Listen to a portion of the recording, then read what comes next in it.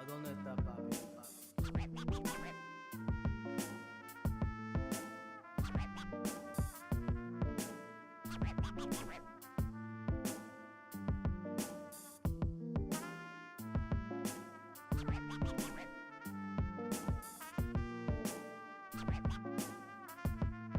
¿A dónde está papi?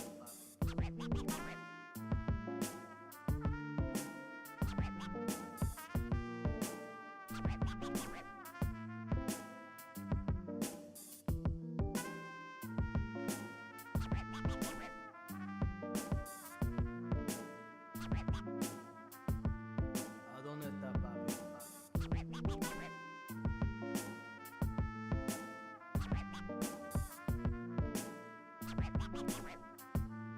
¿A dónde está papi?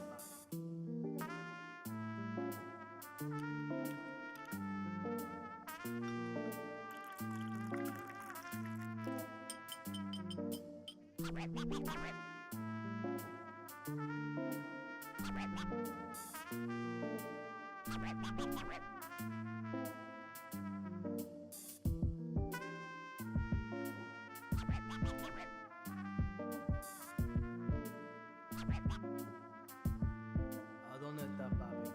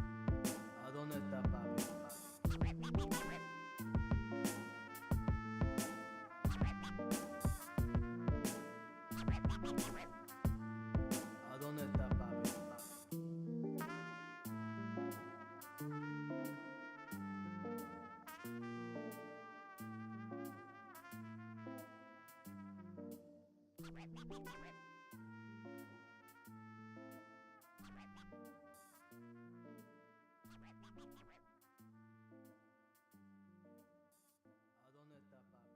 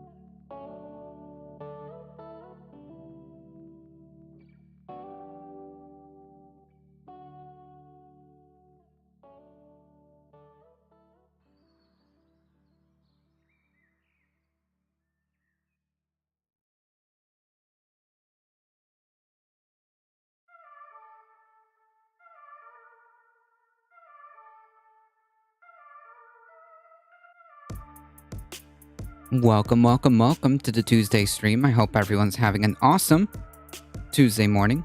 How's it going, Astro? How's it going, Mayhem Hippie? Howdy, howdy, everybody.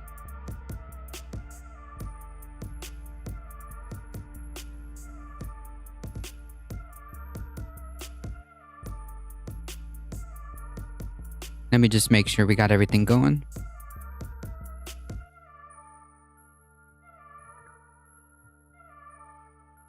Thank you, not my best day. Well, sorry to hear that. I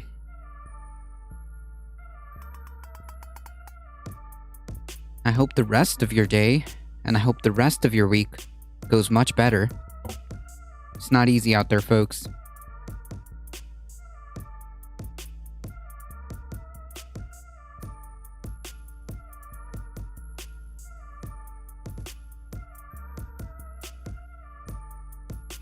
Mayhem hippie, but at least I got a cute little kitten named Flynn that we rescued yesterday. Awesome.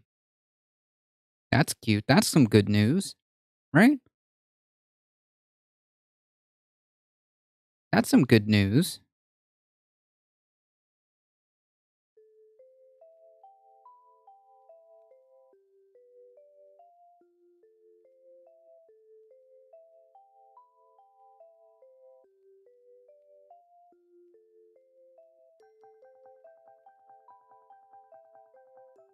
The Queen Platinum Jubilee.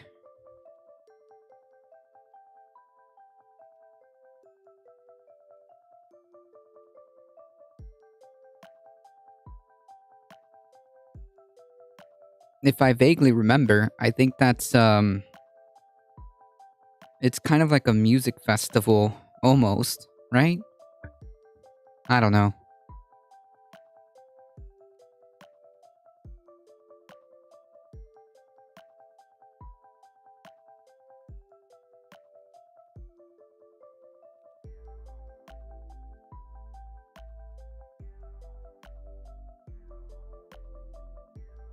Oh, 70 years as the queen. Jesus. I don't know. I just find that concept weird. The idea of kings and queens in 2022. But hey, I mean...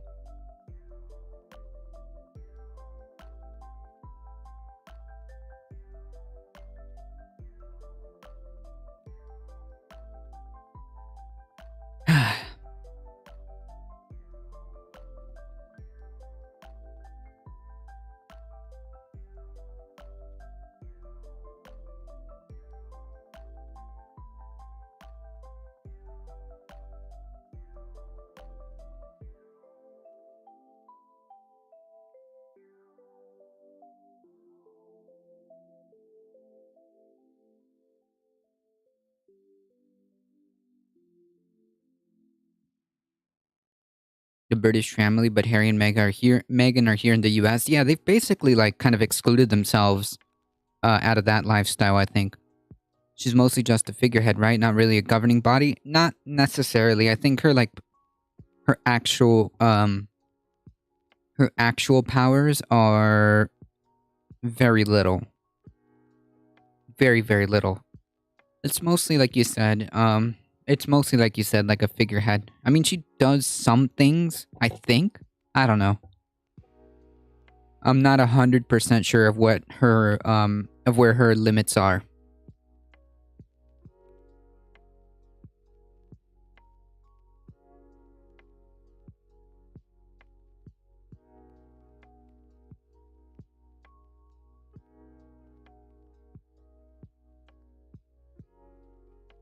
We've had stability for 70 years, but not because of the queen, I can guarantee you that.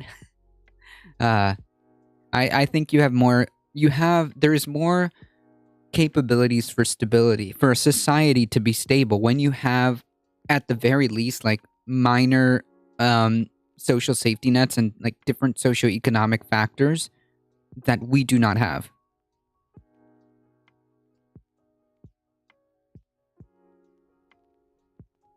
For example, can you imagine how much better, how much more stable society in the United States would be if we all had access to healthcare, including mental health, including dental, Can you imagine how more stable our society would be if we provided, I don't know, education as part of like our social safety nets? Hold on, folks.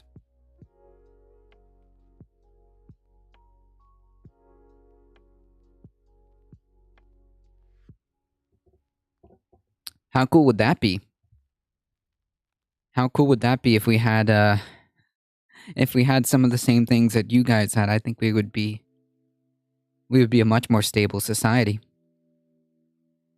Summoning and suspending parliament. The queen has the power to suspend and summon the elected parliament, declaring war. She can declare war against another country, but really nowadays this falls on the ruling of the prime minister, who can exercise royal prerogative without counsel from the government of the day. Gotcha. We've had the National Healthcare Service and social care all my life. Nice. Yeah, that might provide decades of stability. Yes. It's I would put more weight on that than a single figurehead, if that makes sense.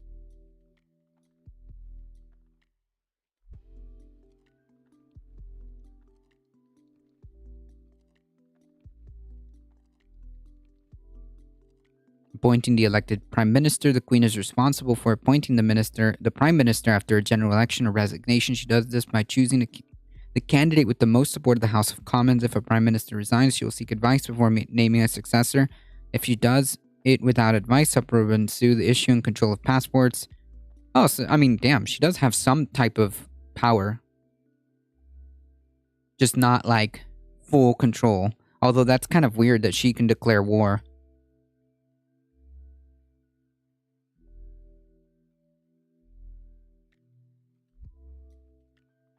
Gotcha.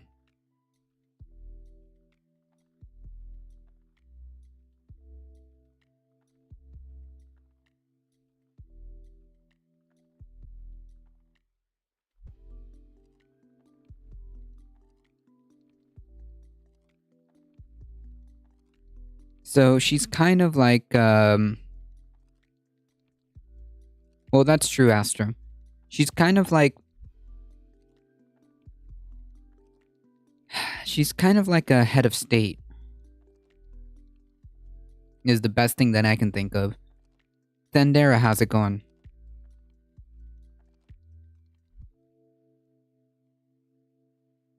That's right.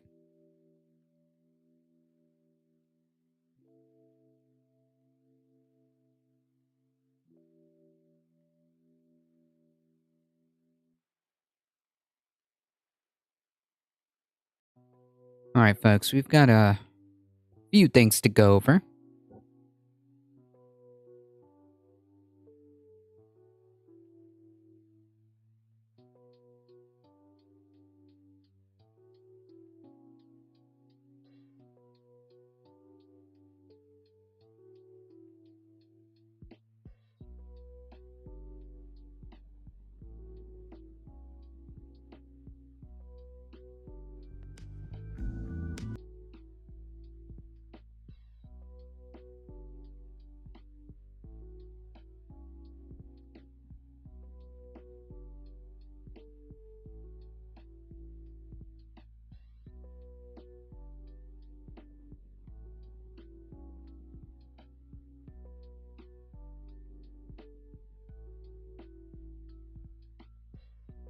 Right, right. She's a, yeah, exactly. She's like a head of state.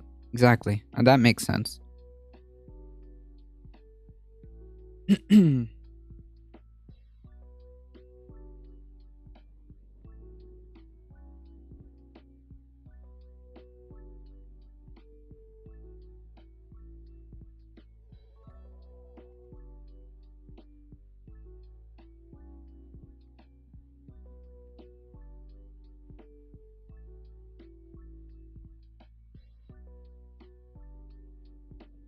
Mayhem Hippie with the 100 biddies.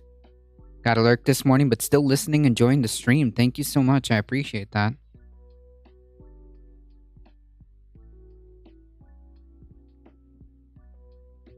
All right. I believe we got everything set up. Let's go ahead and get some article or stories going. Yesterday, Fu Manchu brought up an article here. Let me start with that.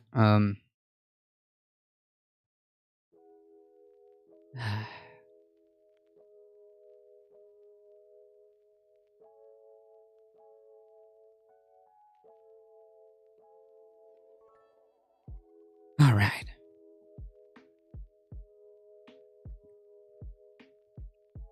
This is from the local news.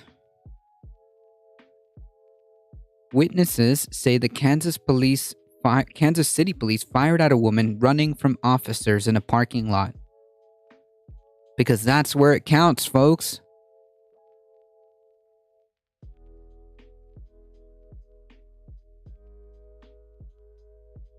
Because that's where it counts. When you've got a room, when you can hear the sounds of gunfire, nowhere to be found. But when somebody runs away from you, that's where it counts, folks. I'm not biased, but most people could not remember all the presidents for the last 70 years. But our queen is well known. Yeah, but isn't that a good thing though? I don't want to have a president be that important, if that makes sense, right? I don't want presidents to have that sole kind of legacy or power or authority. They're supposed to be irrememberable. They're public servants. You're just there to do your job for the people. Literally, that's it. But that's just my opinion. Exactly, Thandera. It just gets better, folks. You don't just effing shoot somebody running away. That's literally the opposite of a threat. That's right, but when you've got an actual threat, oh no. Cops are nowhere to be found.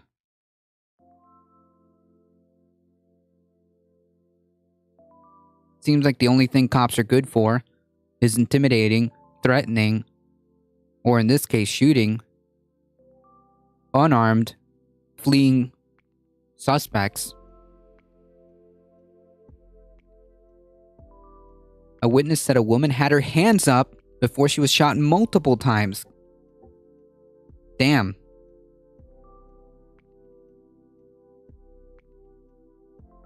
Really restoring our faith in law enforcement here.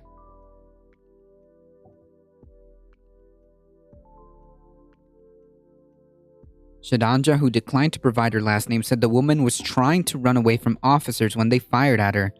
The woman suffered several serious injuries, which, thank goodness, I don't think she, so far from what I understand,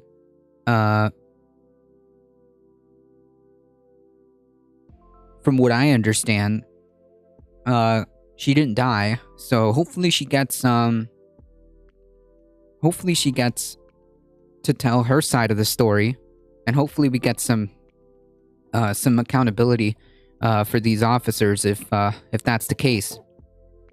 I disagree. I think about FDR or Teddy. I think presidents should be remembered for the good things that they do. However, it has become where we remember the bad things over the good. Example, Trump and Bush.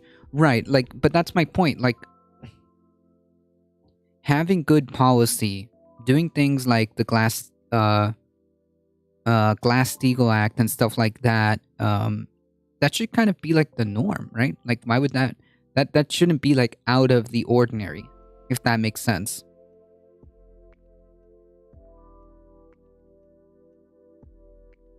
Politicians should only be remembered if they did exceptionally well. Since this situation stagnates, there's kind of no point in making them into celebrities. Maybe I could, maybe that's I think I kind of am worried about the deification of politicians. I don't know. I guess that's where my fears go, right? Because obviously if good policy is good policy, it doesn't matter, right? But because good policy should be the standard, and that should be the goal, I should say. That should be the goal.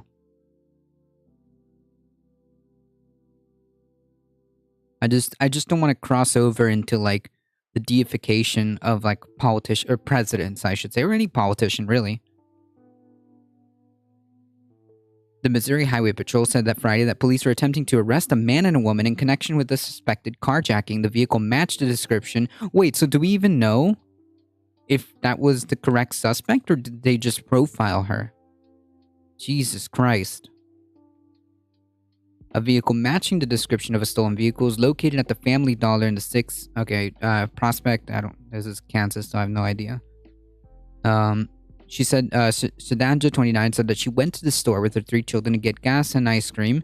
She heard officers yelling, "Get out of the car," to 2 people who were in the vehicle. A man exited, jumped the fence, and ran, and 3 officers chased him.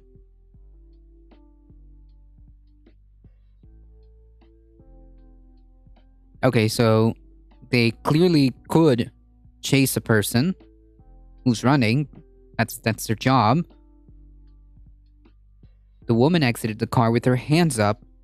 Shidanja said officers told the woman to get on the ground, but the woman told them that she was pregnant. Shidanja said she couldn't get down on the ground. Police asked her to get down multiple times. The woman then told police there was a gun in the vehicle. The woman started backing towards a fence in the parking lot. Several officers approached her and had their weapons drawn. She did not pull out a weapon on them. She didn't even have a stick in her hand. The woman ran 3 steps away from the officer, and the police shot 5 times. Jesus Christ. I remember it because it didn't stop. They shot 5 times. Jesus Christ. Shidanja asked the police several times why they shot the woman, but officers didn't. Yeah, like if that was the case, then why didn't they,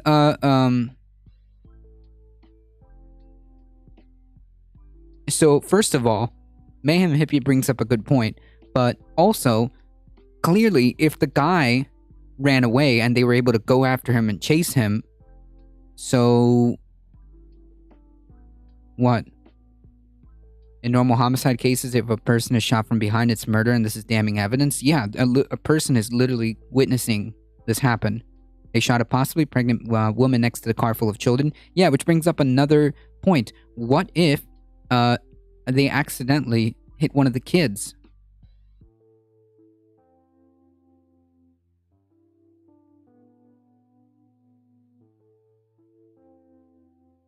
She told them she was pregnant.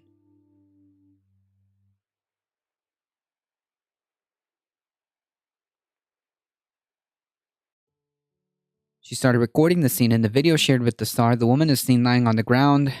Oh, God. And an officer appears to put her in handcuffs. An officer approaches Shidanja and tells her to get back. She replies that saying one of the sons is inside the store. Shidanja said she and her children were traumatized from witnessing the shooting, and she wants the police to receive better training. Okay. I'm kind of past that, right? The woman was taken to the hospital with serious injuries. Highway patrolman said she was in stable condition. Good. I hope she's able to tell her story. Holy yikes, this is messed up. Exactly, Mayhem Hippie. There's so many other ways. Yeah, and the cops know. State troopers are leading the investigation of the police shooting. Bell said a handgun was found near the area where the woman was shot. She is currently in stable condition. Interim police chief arrived at the shooting scene and said the department would be fully transparent with the highway patrol as the shooting investigation is conducted.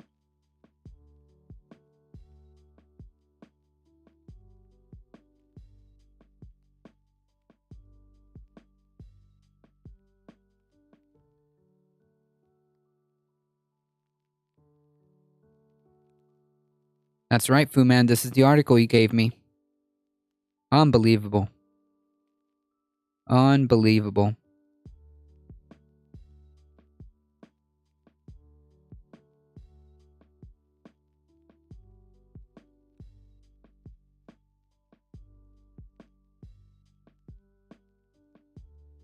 Yeah, this one was a tough one.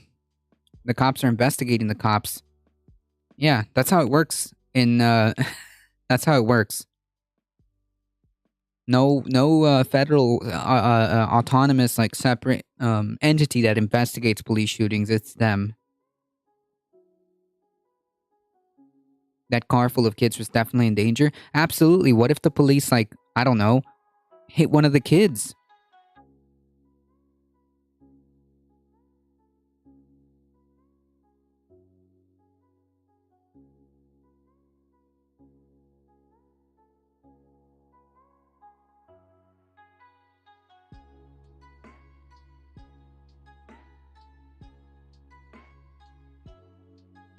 Ayana Jones was 7 when she was murdered by the police strays a couple of months ago. Police murdered a 14-year-old girl in the dressing room at a mall with a stray. There's countless of examples proving they are reckless and ruthless and a danger to civilians. Yeah, exactly.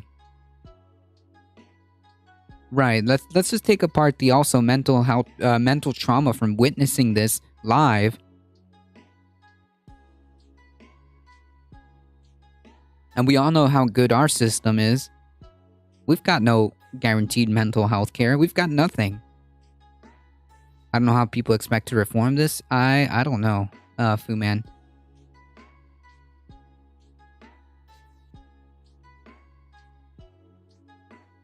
It's getting hard to. It's getting hard to be.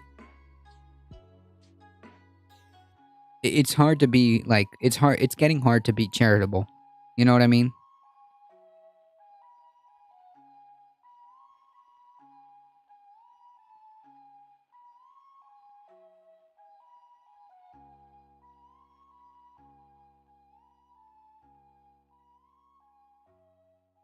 The witness said that she never raised or had anything in her hands. She told them she was pregnant.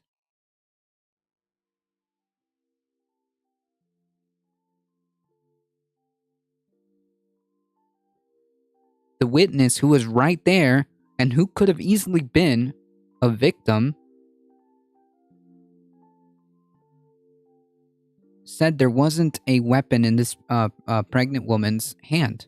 There was nothing in her hand. I believe the weapon was in the car, and she told them so.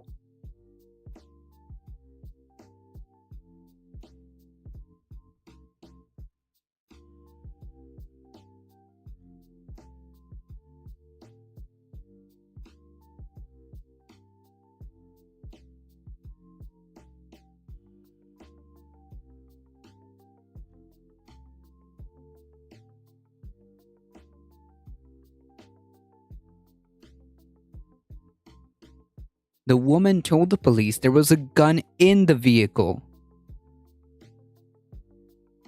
Not in her hands. Not in her pocket. It was in the vehicle. Which, again, if the story is true, these folks are the vehicle matched the description of a carjacking incident, which, again, if that's the case, then I would say the correct action would be to step away from the vehicle. And if she ran, according to this eyewitness, she took 3 steps away from officers.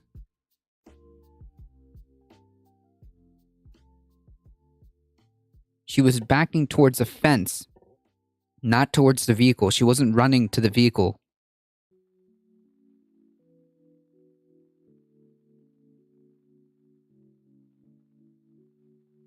She wasn't making a beeline for the vehicle to try to retrieve the gun.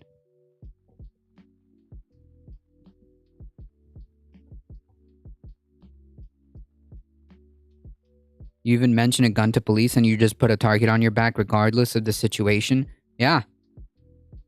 Yeah. There you go, Mayhem. It's also, Fu Man actually posted it on the Discord too, just in case.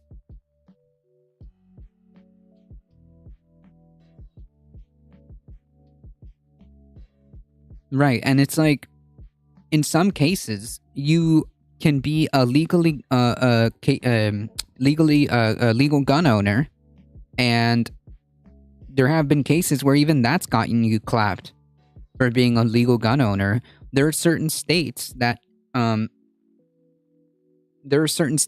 tell you that you have to let the cops know if you have a weapon. If you're a concealed carry, that you have to let them know, which is, quite frankly, just stupid, because that just risks the police shooting you. Was she pregnant? Yeah. They can let 19 kids die while waiting, but can't de-escalate a situation and shoot a prego lady and traumatize children. Oh yeah, they're good at that.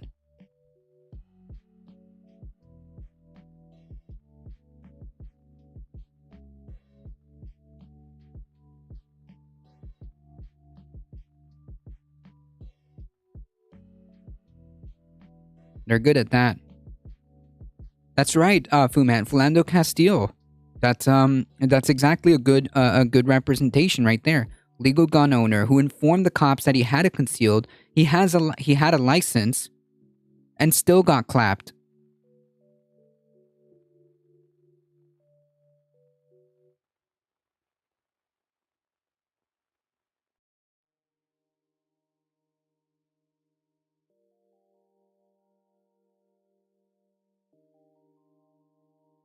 The mom in Texas, my hero, would never sit by and leave my children in danger while the police sit around over my dead body. I would let that happen. Yeah. There was uh, a mother in the Texas incident that after being put in handcuffs, because that's what police are good for.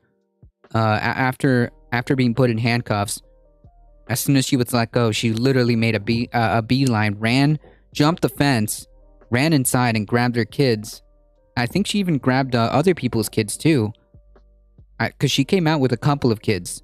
I don't know if they were just hers or was she like trying to lead other kids too, but yeah, she definitely ran in there and grabbed her kids and just like dipped. Yeah, she did. Okay, so she did bring other kids out. Okay, I'm just making sure I got my story correct. Yep.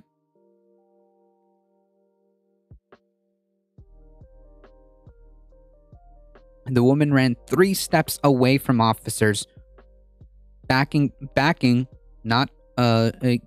towards a fence. So according to eyewitness reports, she did not actually go for the vehicle which had the weapon.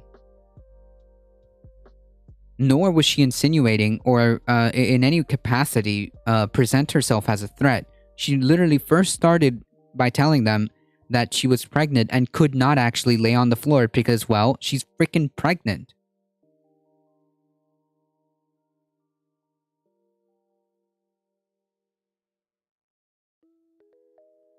That's why.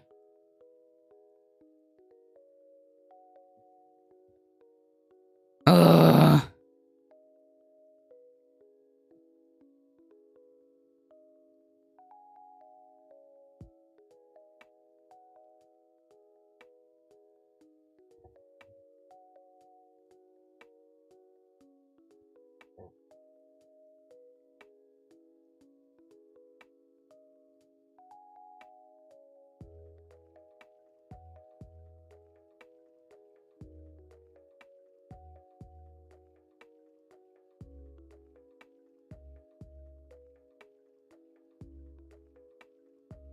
Next time somebody tells you that cops are heroes, ask them to casually walk you through the logic of how that works out when, time and time again, when it counts, when there are kids being slaughtered.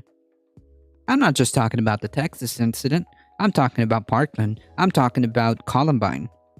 Ask them to carefully explain and walk you through the logic there as to why cops in all of those situations either turned tail or waited over an hour, depending.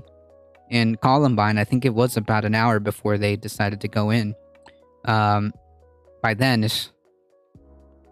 what about in Texas, where they spent, 40 plus minutes?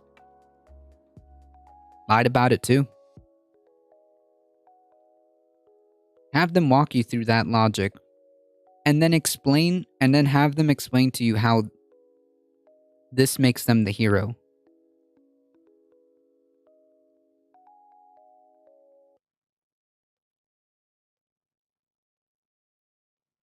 Have them work that logic in there.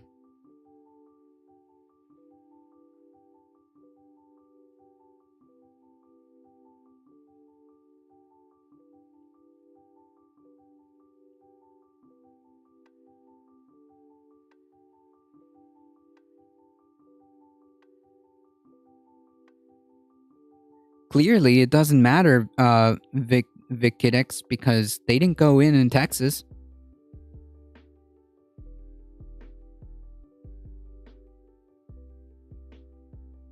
So then my point is the same. You're just making my point. Cops are literally useless. Cops are literally useless. What is the point of expanding their budget if this is what they're gonna do? What is the point? You're making my point exactly. Why are they there then? If you can't make good policy, if even when procedures get updated, yeah, that's the point. Because at the end of the day, they're not here to serve and protect you. Did police training and management go severely wrong in the last 30 years? It's been wrong for quite some time. That's to say the least. It seems silly because it doesn't make sense. Because the reality is it's not meant for you. It's not meant to. They're not there to protect you. Apparently, they don't even have to intervene. That's right. They don't have a duty. Okay, they don't even have a duty to serve and protect, folks. The Supreme Court already made sure of that. Remember, the only thing that matters is that they come home at the end of the day. With that mentality, you get this.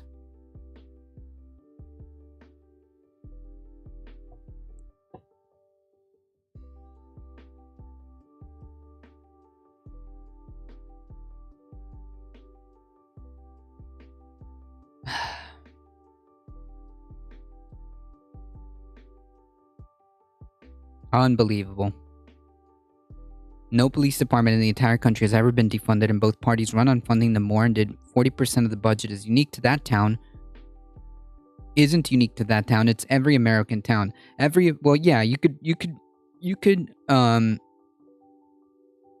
confidently say that across the board we have a disproportionate amount of funding for police that doesn't amount to anything.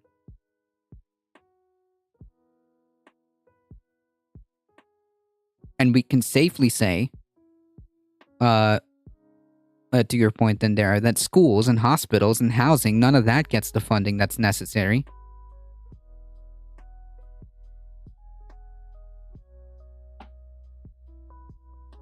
Spread it forward, how's it going? Houston's budget is $4 billion. Police get $1.8 billion for 800 officers.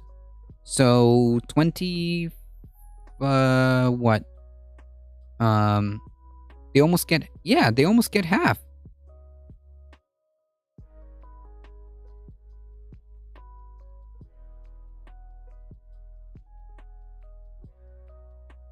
They almost get just about under half. NYPD has 2 effing submarines? What? Is that? Oh my god, why? More money for cops translates to more crime due to cops literally creating crime. Technically, they're more armed than a standing military. Jesus. Anyway, so that just keeps proving my point. Wasted. 1.8 billion that could go to literally anything else. Anything else, like healthcare, education, which, by the way, all of that would have a downstream effect of, and this is true, making less crime.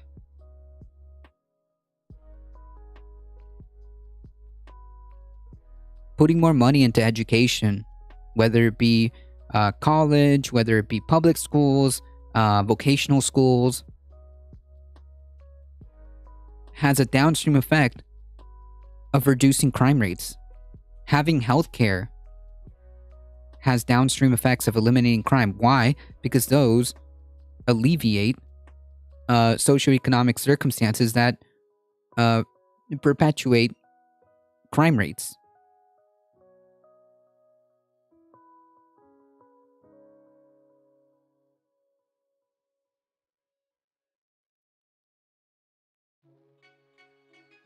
When I see homeless people in potholes, I think about police budgets and get mad. Yeah, exactly. Exactly. They're absolutely freaking useless and don't need all that gear. Especially when given all of that gear, they still did fuck all.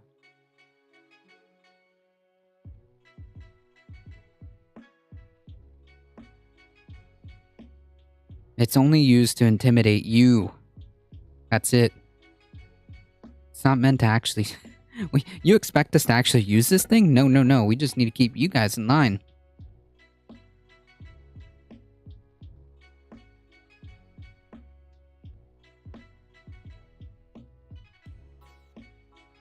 our infrastructure is crumbling and there's so many unhoused people. Yeah, 100%. And all of that has downstream effects of reducing the socioeconomic circumstances that are surrounding poverty, which are a massive driver of crime rates. We know that.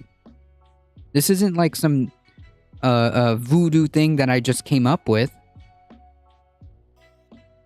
I didn't just come up with this by sheer magic. It's very well documented that like a lot of crime is associated with poverty. Poverty, which can be alleviated. I'm not saying that you're just gonna Thanos snap all crime. That's not how this works, but definitely you eliminate a lot of the underlying factors.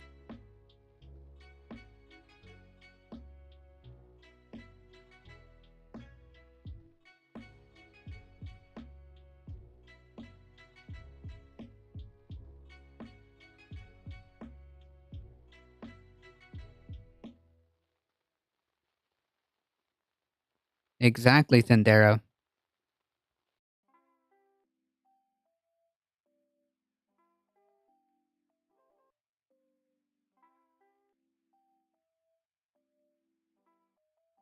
Yeah, which then creates a vicious circle.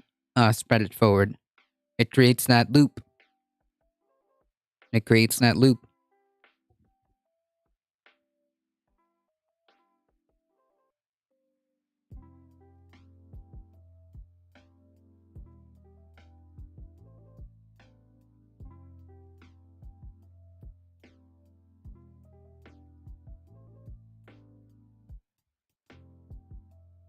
But then we couldn't get them to work 3 underpaid jobs. After pensions. True. I don't think they need that much of the budget, to be quite frank.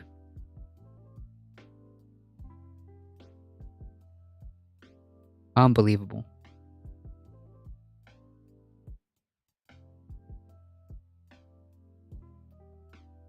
Honestly, I think it's just a matter of like reallocating resources away from like things that don't work, like the police, and put those resources into things that we do know that work. I mean, it's not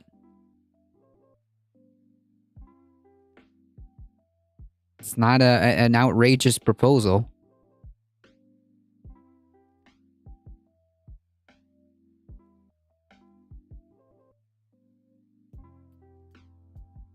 It's not something that, just came out of thin air.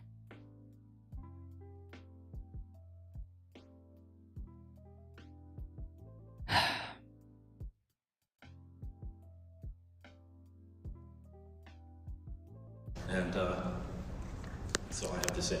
Thank you.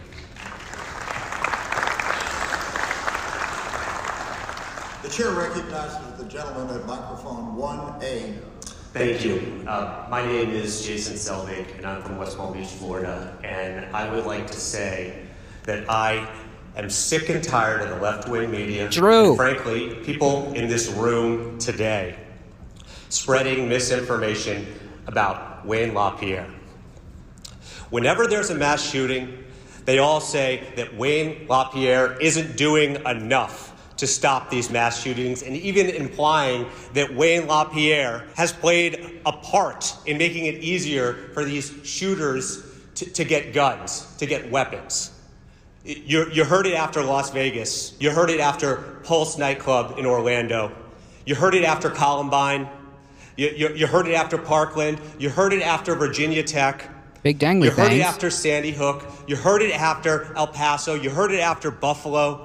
You kept hearing that Wayne LaPierre isn't doing enough, and frankly, that's not true. The NRA, under Wayne LaPierre's leadership, has provided thoughts and prayers to the victims and their families. And maybe these mass shootings would stop happening if we all thought a little bit more and we prayed a little bit more. Based. So I'm asking everyone in this room to think, to pray, give your thoughts and your prayers and your thoughts and your prayers and your prayers and your thoughts. And if we give enough of these thoughts and these prayers, these mass shootings will stop. True. So I want to thank you, Wayne LaPierre, for all your thoughts and all your prayers. Thank you. And wait, did they just clap like unironically thought that this, like, he was serious? Or were they just clapping to, like, I don't know. What? Damn right, in Jeebus's name. Yeah, the irony just went right over their heads, Fu Man. How's it going, Big Dangly? Thanks.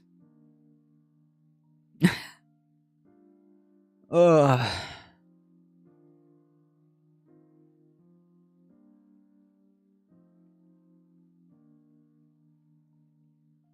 I'm pretty sure no one heard his sarcasm. Yeah, they need a big sarcasm sign. That was what he wanted, and it worked. Yeah, no, that was great. That was phenomenal. You could tell that that guy was uncomfortable. You could tell that that guy was uncomfortable in the chair.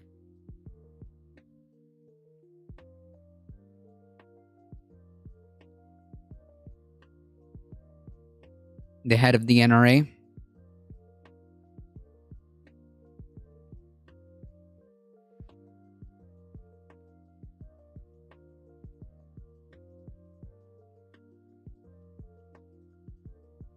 Not sure if the audience caught it, but he certainly did.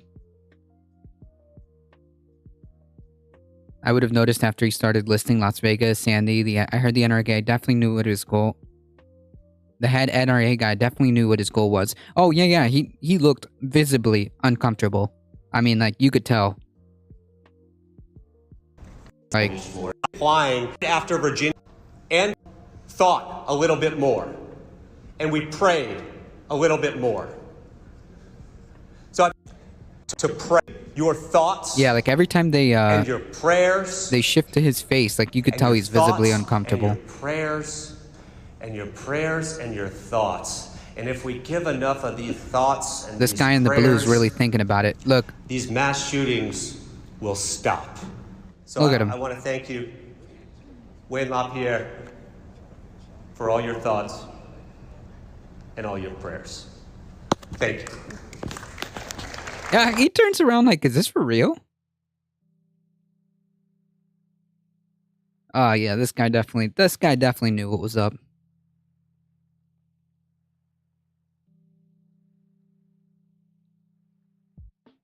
Thanks for putting that one in there, Fu Manchu.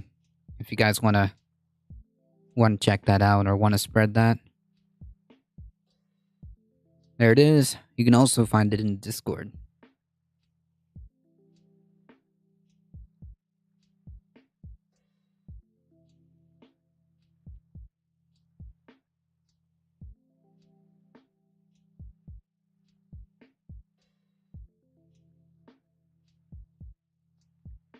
The Good Liars have so much good content. Yeah, I see that.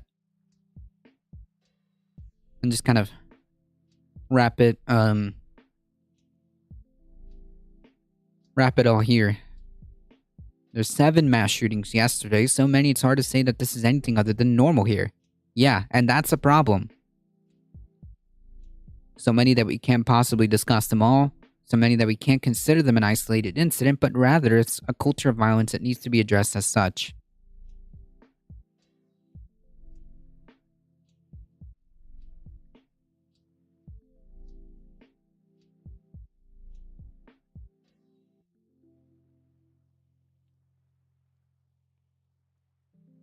When the shooting happened at my sister's school, cops got there in 3 minutes and had a rule not to wait for backup. If you get there first, you go in alone, but it's still not enough. The 4 killed and 7 wounded cops don't work. Yeah, but at least they attempted to go in there and, you know, they had a policy of whether to wait or not. No. At least, I could say, at the very least, there was an attempt there. And even then, it didn't stop those kids. And even then, it didn't stop those kids from getting killed.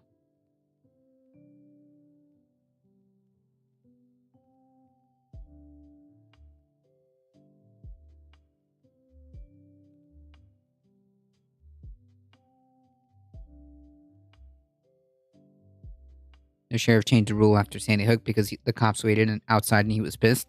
Yeah. The idea that that's not even standard procedure is ludicrous.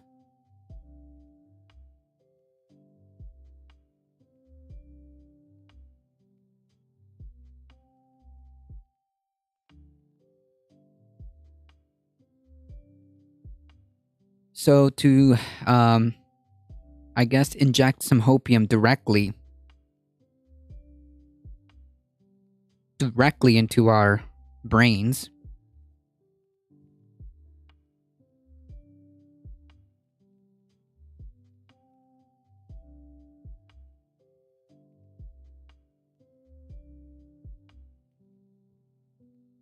To get some hopium injected directly into our brains.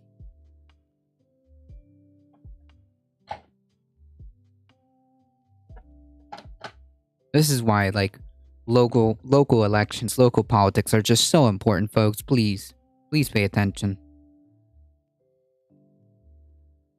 Austin is pushing to effectively decriminalize abortion ahead of ruling on Roe. The city of Austin, Texas, is attempting to shield its residents from prosecution under a Texas law that would criminalize almost all abortions if Roe v. Wade is overturned, a first push by a major city in a red state to try to circumvent state abortion policies. Council member Chito Vela is proposing a resolution that would direct the city's police department to make criminal enforcement, arrest, and investigation of abortions its lowest priority and restrict city funds and city staff from being used to investigate, catalog, or report suspected abortions. In other words, strangle the capabilities to actually enforce this. This is genius. This is not an academic conversation. This is a very real conversation where people's lives could be destroyed by these criminal prosecutions. True, said Vela, who shared the details of the resolution first with Politico. In Texas, if you're an adult at 17, we're looking at the prospect of a 17-year-old girl who has an unplanned pregnancy and is seeking an abortion being subjected to first-degree felony charges up to 99 years in jail. That's absolutely unacceptable. The state's so-called trigger law, which would take effect 30 days after the Supreme Court ruling, includes the nation's harshest criminal penalties on abortion and language vague enough that abortion rights proponents believe it will not only be used to go after abortion providers, but also criminalize people who end their own pregnancies with abortion pills. Yeah, because, well, as it turns out, they actually do not care anything regarding pro-life. In Texas, please. Last month, 26-year-old Lisela Herrera was arrested and charged with murder in Rio Grande after an alleged self-induced abortion, even though the abortion is not a current criminal offense in Texas. But that's what they want, folks.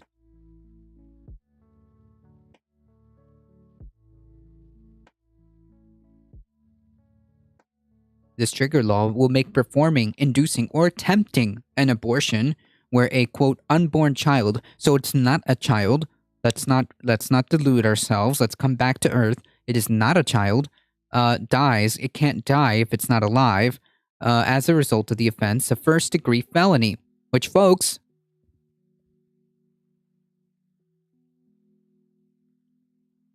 what happens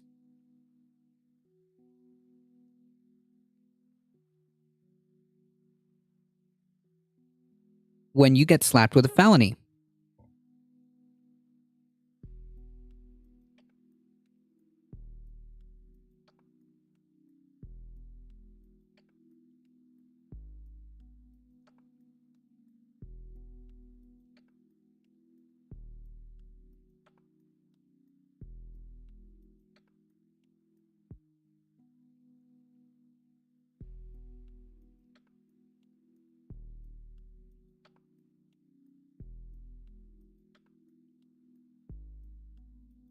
In the United States, felons can't vote.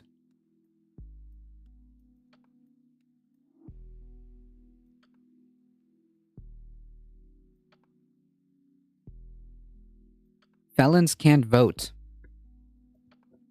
Felons, as Dr. Dragon Rider also pointed out, have a much harder time finding a job. Guess what happens even if you somehow escape the life in prison part of that sentence? What happens afterwards? You're a felon. You can't. You're a convicted felon. Good luck getting a job.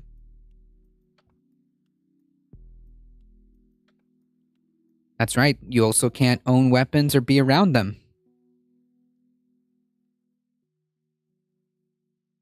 Which makes me think maybe they don't even believe in their own BS about like the Second Amendment or whatever. You see, it's like every single time when these folks talk about something, they always mean the opposite. Imagine paying the $10,000 after getting life in prison. That's right. Yeah, like that doesn't even make sense. Like, how do you? Whatever. It contains an exception only to save the life of a pregnant person. The new resolution doesn't explicitly decriminalize abortion, but rather directs police to make it their lowest enforcement priority in an effort to skirt conflicts with state law. Yeah, that's very genius. Like, this is exactly why it's so important to pay attention to your city council and who directs policy and procedure for law enforcement, and more importantly, who directs budgets for your local PD. How prioritization is done. So important.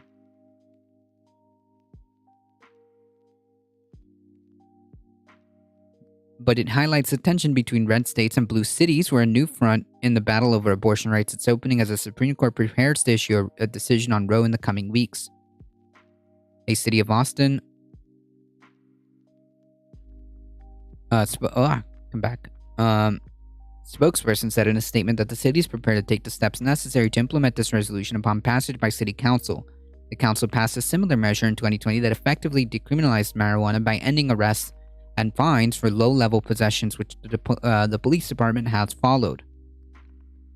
Bella said he's having an ongoing conversation with Austin Police Chief Joseph Chacon about the proposal and hopes the department will comply with the directive. A department spokesperson did not respond to requests for comment. The police do not want to be in the middle of this controversy. The police right now in Austin are struggling with staffing. I don't think the police would want to dedicate resources to these types of what would I call political crimes. True. A spokesperson for the state general, Ken Paxton, did not respond to a request for comment. Paxton, a Republican, has been at the vanguard for restricting abortion access in Texas, which has been in the spotlight since the state's Week 6 abortion ban, enforced through a private right of action, took effect in September of 21. Austin's proposal, which aims to protect both patient and providers, comes as an extension of the city's efforts to preserve abortion access despite the state's restriction. The city, for instance, has provided logistical support for abortion access, including transportation, lodging, and childcare since 2019, a model St. Louis is now looking to replicate. More cities in Texas could be next. Nice. Julie Oliver, Executive Director of Ground Game Texas, a group that pushes for progressive local ballot measures, have said that they're looking at pushing similar measures in San Antonio, Houston, and Dallas. If that isn't successful, the group plans to turn to the local ballot initiative process. Home rule charter cities have a tremendous amount of leeway and self-governance, and part of that is deciding which laws you're going to prioritize. And so, because you have a finite number of resources and a finite budget, cities are constantly deciding which laws they're going to enforce and which laws they're not going to. Nice. This is why it's so important to get involved in local politics, folks. It would only take one captain or cop who actually care to go stumble upon an abortion crime. Yeah, but if they get resources being redirected and have different procedures set, then it's definitely something that's within their purview that they can do. Local officials who support abortion rights in states where access is in jeopardy may also have an important role to play. True.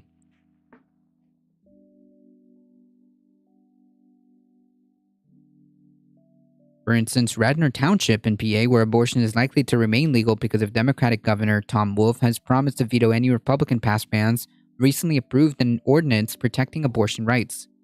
We live in a state where abortion is going to remain legal in the short term and at least after Roe goes down, but that's because our legislature is totally divided.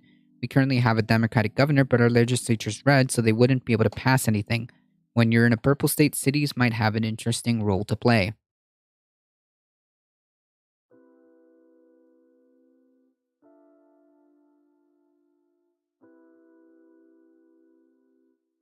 Get familiar with your local city council. Conservatives understand this.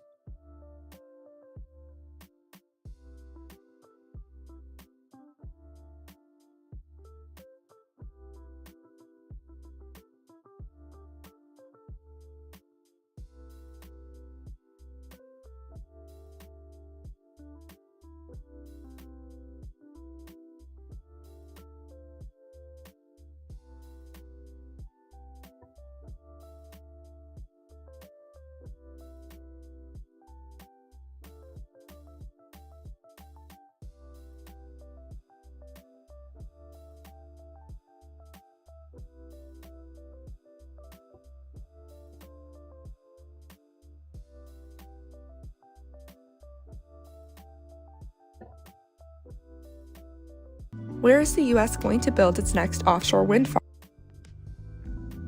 Where is the U.S. going to build its next offshore wind farm? And how will the clean energy transition impact individuals' pension funds? Welcome to the Climate Recap from the Beckosphere Climate Corner, your go-to place for international and U.S.-based climate news. I'm Becky Hogue, a science writer. Today is Monday, May 30th. Let's jump right into the news you need to start your day.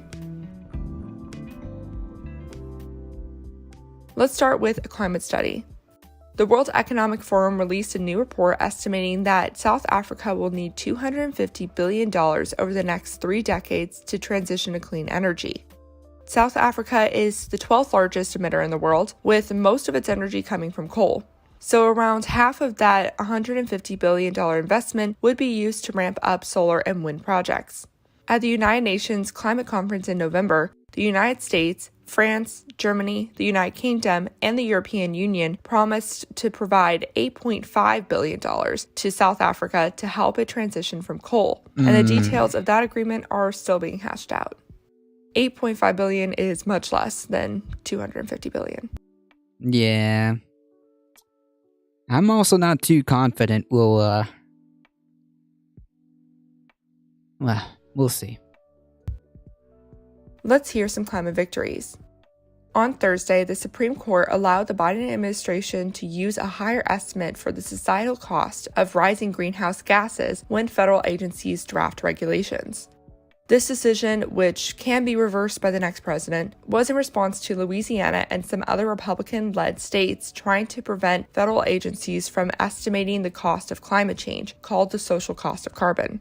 The Obama administration originally set the cost that the Trump administration then lowered.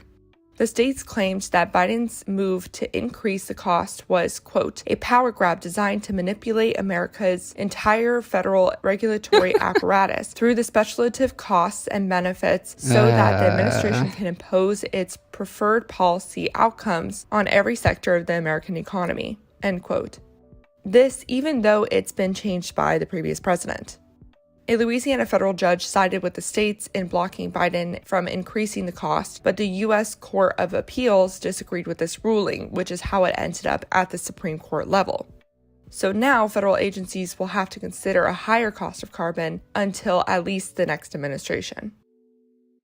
After several federal lease sales for offshore wind along the East Coast, the West Coast is finally getting its moment. Also on Thursday, the Biden administration announced it would likely auction 5 sites off of California's coast soon. 3 of these sites will be located off Central California by Morro Bay, with the other 2 being up north towards Humboldt. The projects could bring more than 4.5 gigawatts, powering 1.5 million homes. I did a whole video on the Beckosphere Climate Corner talking about federal offshore wind plans, so check that out if you haven't already. What will be interesting about these lease sales is that they might involve the first mass deployment of floating offshore wind turbines. Nice. Over to Colorado, a district court judge blocked a large fracking plan that would have had free reign of 3,000 acres in the state's national forests. The judge said that the Bureau of Land Management failed to properly take environmental impacts into account when approving the project, known as the North Fork Mancos Master Development Plan, and told BLM and the National Forest Service to go back to the drawing board. The agencies admitted to not meeting the provisions of the National Environmental Policy Act, which requires projects to have an environmental assessment.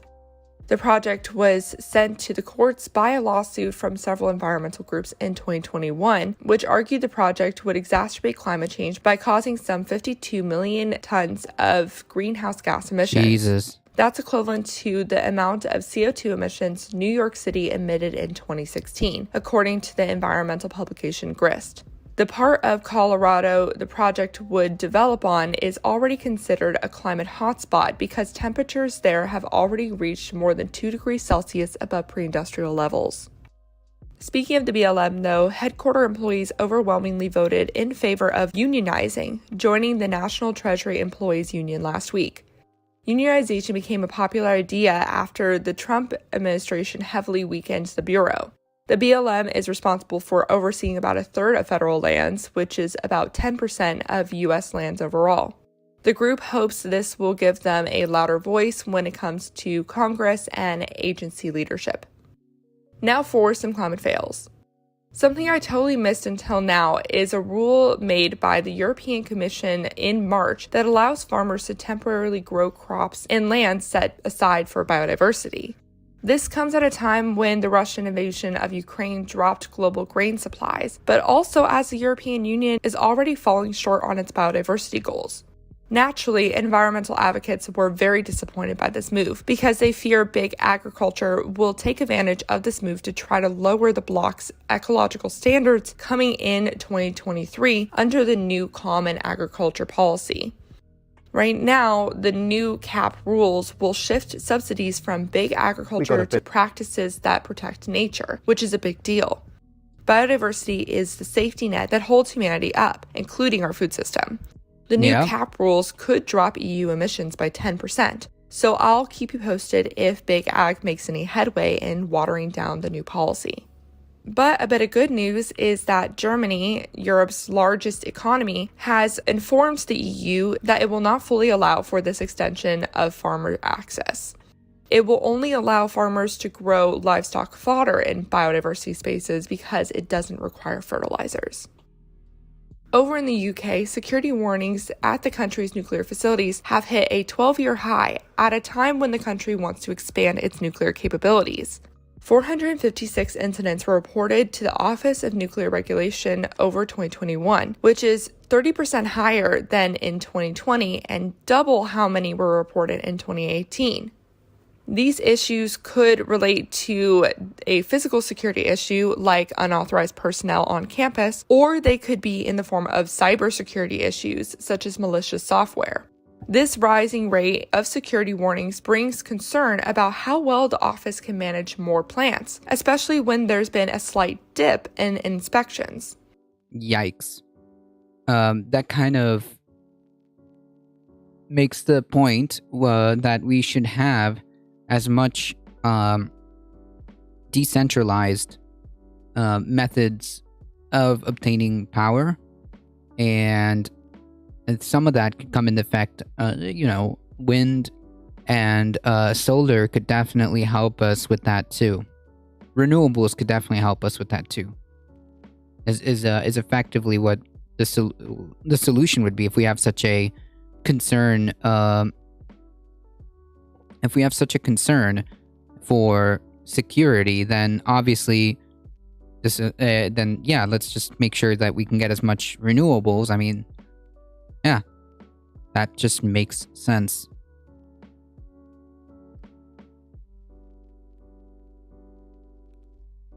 There were 136 security inspections in 2021, compared to 144 in 2020 and 169 in 2019. I'm not quite sure why this is the case, and the office didn't really respond to The Guardian as to why, but it's a concerning trend nonetheless. And a new study published in the journal Nature Climate Change warns that people in wealthy nations could stand to lose a lot of money right now if fossil fuels lose their value. If the world moved decisively towards keeping warming below 2 degrees Celsius above pre-industrial levels, $1.4 trillion worth of oil and gas projects would lose their value. And These losses would be borne on individuals through their pension funds, investment funds, and shareholdings. Right now, financial institutions have $681 billion of these potentially worthless assets in their balance sheets, which is much more than the estimated $250 to $500 billion of mispriced subprime housing assets that caused the 2007 and 2008 financial crisis, according to The Guardian. That's concerning. This is why it's important for banks to drop their fossil fuel assets now, and why yeah, this is all. Oh my god, this is wild. The ramifications of that, like, just strictly from the ramifications of that, just strictly from an economic perspective, is not good. Not good. it's also important for there to be other fossil fuel-free options in the market. And that was your climate news from Monday, May 30th. If you like the work I do, please follow this podcast, give it a 5-star rating, leave a review, and consider checking out the Beckosphere Climate Corner YouTube channel. If you ask me, old people still have an actual pension? Nah, I don't think so. It just depends. Like, we should have a robust retirement program. Yeah, we should have a robust retirement program. If you want to make an argument for making sure that Social Security is very good, or strengthening, increasing Social Security, fine. But unfortunately, some people, like, you know, I don't know. It just depends, Dr. Dragon Rider.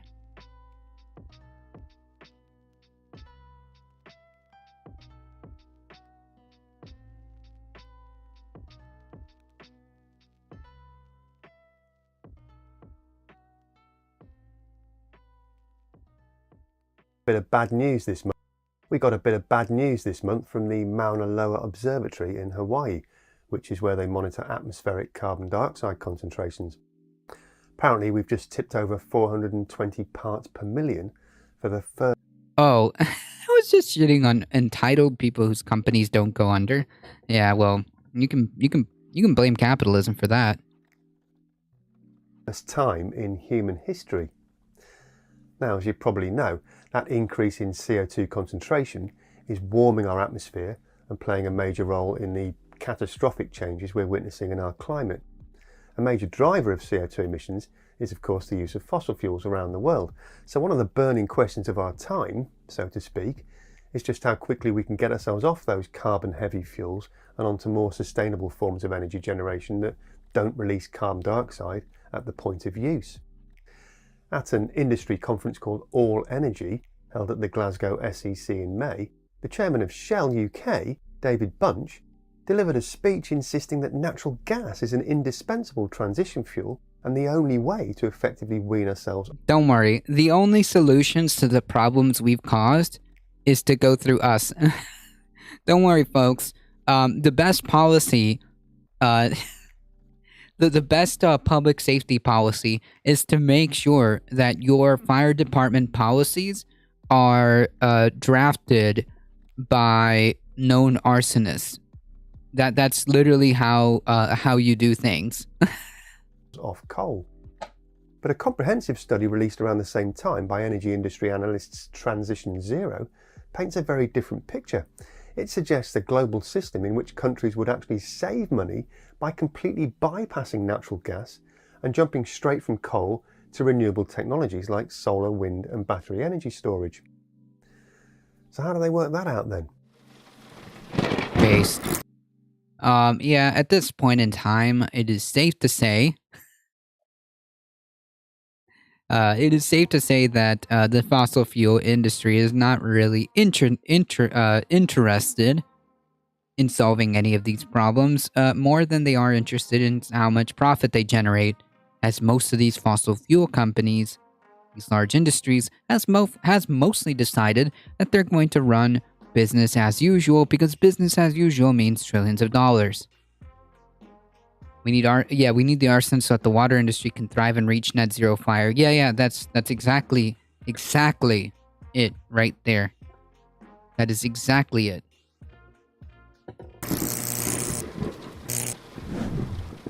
Hello and welcome to Just Have a Think. So I guess you're wondering who Transition Zero are and why they know better than the chairman of one of the largest fossil fuel producers in the world. Well, they're a not-for-profit organisation established in 2020 from a core team of experts, all of whom previously worked at the highly respected independent financial think tank Carbon Tracker. Their mission is to bring a bit of clarity to the complexity of making like-for-like comparisons between different utility-scale fuel sources, so that the costs involved in moving from one source to another in different countries around the world can be more accurately assessed. Believe it or not, no such tool previously existed for short-run energy analytics in the industry. Wild. Which meant I that wonder when it came why. to assessing the climate impacts of fuel switching, policymakers and investors were effectively flailing around in the dark. And why would that be? Is it because in reality, this industry is not really interested in making any change or wants to avoid any type of governmental policies? Yeah. This most recent report is called Fuel Switching 2.0 and features an index that Transition Zero called Coal to Clean Carbon Price Index, or C3PI, which should of course not be confused with a whinging gold android from Star Wars. This is madness. Applying a carbon price to a fuel source already occurs through general trading conditions or as a result of mechanisms like the carbon tax That's or funny. the EU emissions trading scheme. C3PI is an open data project that's been specifically designed to assess the carbon price in dollars per tonne of carbon dioxide needed to cause a switch from coal to gas compared to the carbon price needed to cause a switch directly from coal to new onshore wind or solar PV plus battery storage. All the workings and methods that Transition Zero use are set out in a separate report, which uses information from a database of coal plants developed by another analytics organisation called Global Energy Monitor. For existing coal and fossil gas plants, the analysis uses a metric known as short-run marginal cost, or SRMC. It includes things like the cost of the fuel itself, plus the variable operations and maintenance costs and any existing carbon costs associated with the plant. For new build natural gas plants, the levelized cost of electricity, or LCOE, is used. That's a much more familiar metric to most of us, representing the average total cost of building and operating a power plant over its assumed lifetime. Using those definitions, you get a set of equations for working out the numbers. So if you're planning to swap from existing coal to existing gas, then you take the short-run marginal cost, or SRMC, of gas minus the SRMC of coal and divide that by the difference in carbon emissions intensity measured in tonnes of carbon dioxide per megawatt hour between the two fuel types. Jesus. And if you want to swap from existing coal to a brand new gas-powered facility, then you take the levelized cost of electricity, or LCOE, of the new gas plant minus the SRMC of coal divided by the difference in emissions intensities. LCOE analysis only takes into account power generation though. It doesn't factor in any other added value services to the grid like frequency regulation and dispatchability. So to provide a more level playing field, the cost of battery energy storage has to be added to the cost of renewables before any comparisons can be made with existing fossil fuels. So to get a carbon price that justifies a switch from existing coal directly to renewables, you take the LCOE of renewables plus storage minus the cost of existing coal and simply divide that by the carbon emissions intensity of coal, because of course there are no carbon emissions from the operation of renewables. You get the idea? Now, those studious folks at Transition Zero have crunched all the numbers for 25 different countries using data. Yeah, there's no such thing as new fossil gas. I think what they're meaning is like new pumped gas. Taken from the International Energy Agency's World Energy Outlook reports going right back to 2010.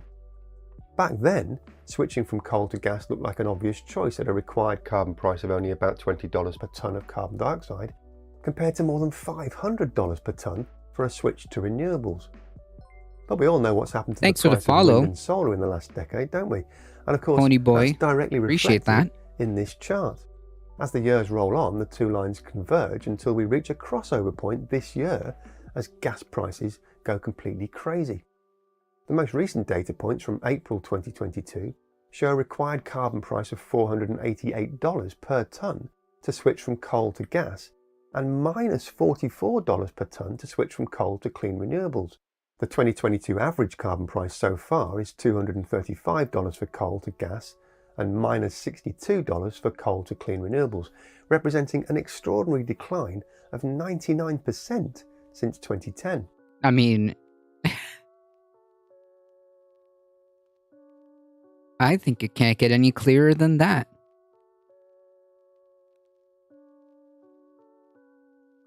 It really just doesn't. It doesn't get any clearer than this. The reality is, it's just better to try to switch to renewables in as many ways as possible and as quickly as possible. In every sense, it just works. It just makes sense. That's a global average, of course, which is useful as a general guide to global policy, but doesn't show the variation from country to country. So the team drilled down into a second layer of granularity to produce this historical chart showing the carbon price to switch from coal to clean renewables in the top 10 countries over the same period. In Europe, the cost of switching is now negative as a result of rising carbon prices from policy reforms to the emissions trading scheme, plus decades of policy support for renewable energy, and of course Russia's invasion of Ukraine, which has caused a big spike in the price of coal. China and the US are world leaders in renewable energy, but they're both still churning out coal at relatively low domestic prices. So at least at the moment, that partially offsets the cost advantages of switching to renewables. Fuel switch costs in Southeast Asia are influenced by the subsidisation of coal and gas, as well as the fact that renewable energy is still quite a nascent industry compared to other countries.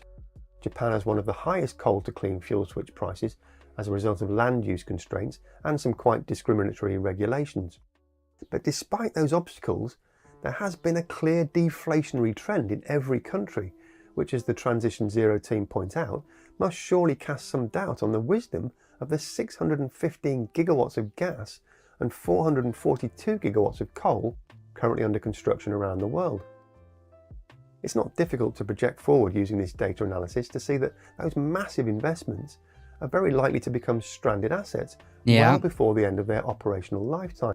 Yep, which is exactly what the Beckosphere was pointing out. I'm surprised more people don't support it, since one individual actor in a foreign country can cause so much chaos since we're reliant on one thing. Correct. It just doesn't make sense from any perspective, in any way, shape, or form. The clear answer is to try to get us off fossil fuels.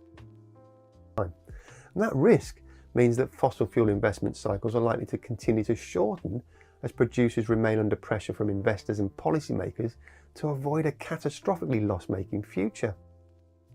Trade bans from places like Indonesia and the EU show how trade is increasingly being used to support energy security and enforce environmental goals.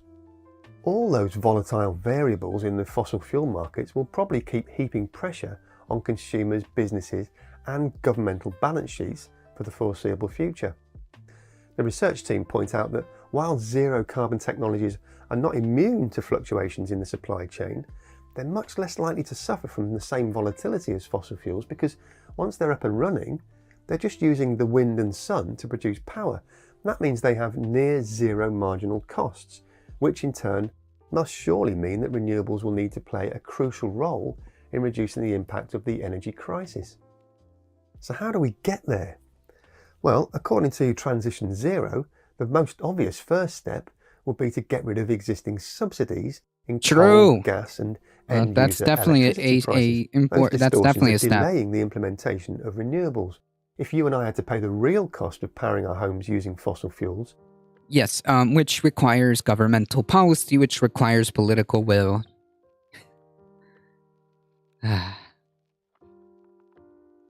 Things had changed very quickly indeed. There's also a need for what's known as cash-to-close policies. Based on the Transition Zero analysis, nearly 3,000 coal plants need to be replaced between now and 2030, and there'll need to be some state assistance to make sure this happens.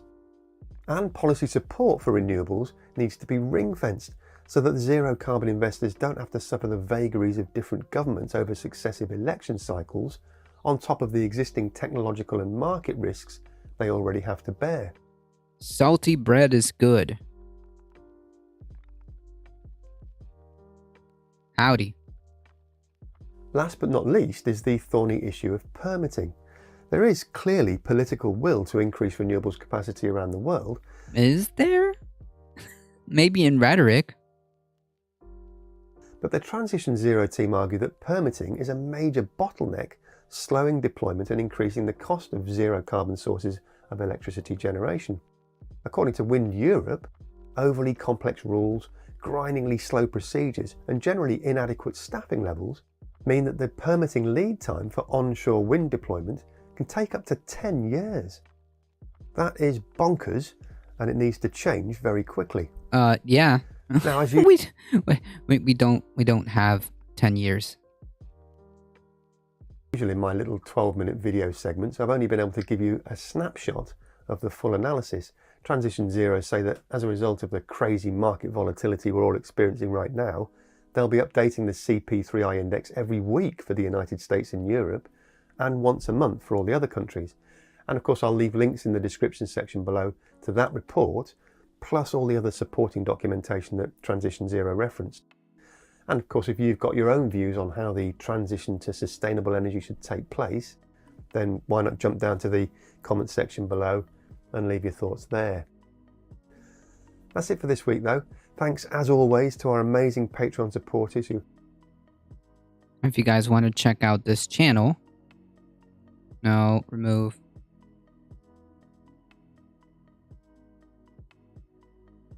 If you guys want to check out this channel, how long do you think it would take to fully switch over if we went 100% in on it? I don't know. Years? We could possibly do it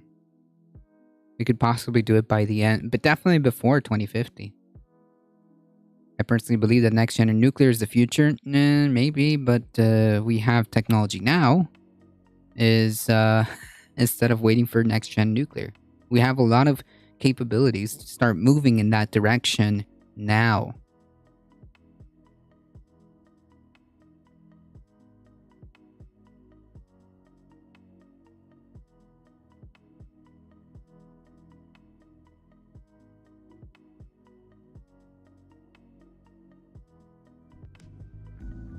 What did G7 environment ministers just agree to? And why did Australia's largest energy company, AGL, just fire 2 top executives? Welcome to the Climate Recap from the Beckosphere Climate Corner, your go-to place for There's a international 2-for-1 and US-based special climate today. news. I'm Becky Hogue, a science writer. Today is Tuesday, May 3rd. I'm not sure that that's really the problem. Out of all the issues, space isn't really one of them.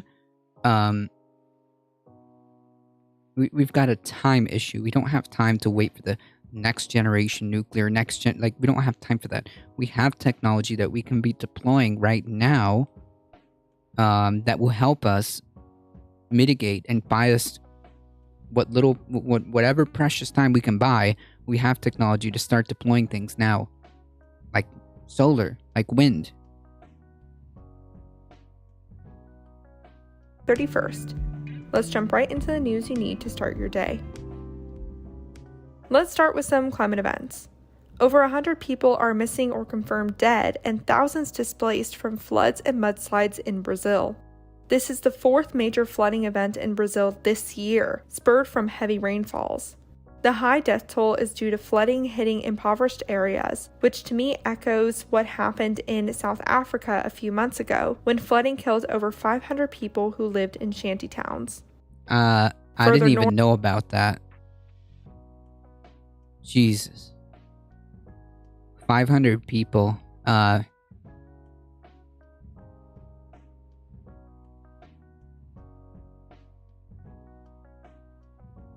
I'm not sure that's 100% true, Salty Bread. And also, what would be the price of maintenance of the initial building and maintenance of nuclear plants? Whereas solar and wind is incredibly cheap and available now. Do you think that Ford making all these electric trucks is a big step forward? No. No. It's something, but I wouldn't consider that a big step, okay? North, Hurricane Agatha made landfall today in southern Mexico as a Category 2 storm, marking the beginning of the Eastern Pacific hurricane season, which scientists expect to be particularly bad this year. It has since been downgraded to a tropical storm. And the past 7 hurricane seasons have all been unprecedented. I'm all for solar and wind, but I think we'll see much more of solar and wind with the next... I already told you Salty Bread is good. We have deployable capabilities that are ready, that are perfectly workable right now. We don't have to wait till the next generation for us to, not excusing our inaction now, right?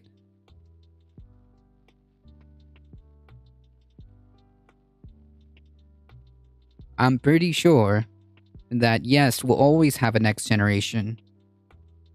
And I would hope it is cheaper, and I would like to think that it would be cheaper and better, but at this point, we have workable technology, and by workable, I mean it's completely deployable at full scale for renewables that can be worked on right now.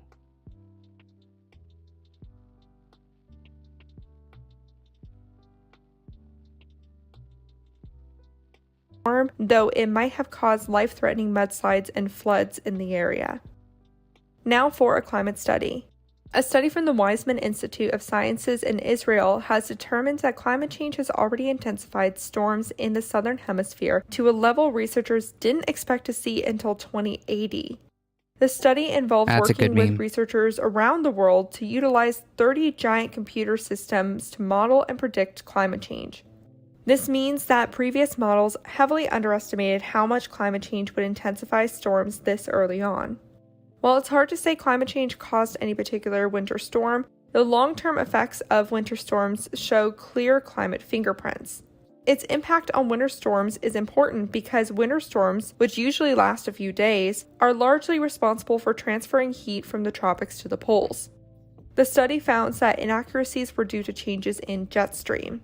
While there's a problem predicting particular winter storm events, the study showed that larger climate models remain fairly accurate. Time for some climate victories. G7 countries' environment and climate ministers met in Berlin last week. The G7 countries are the US, Canada, France, Germany, the UK, Japan, and Italy, though the EU also joins meetings.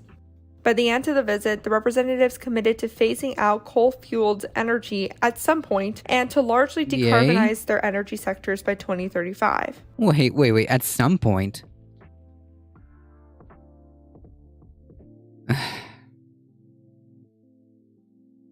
Okay. The group also promised to phase out financing for overseas fossil fuel projects and to have most of the vehicles sold in 2030 be zero emissions. This announcement could hold important symbolism, but we will still have to see if more accurate, legally... No. Symbolism, I think, is... Symbolism is what we've had,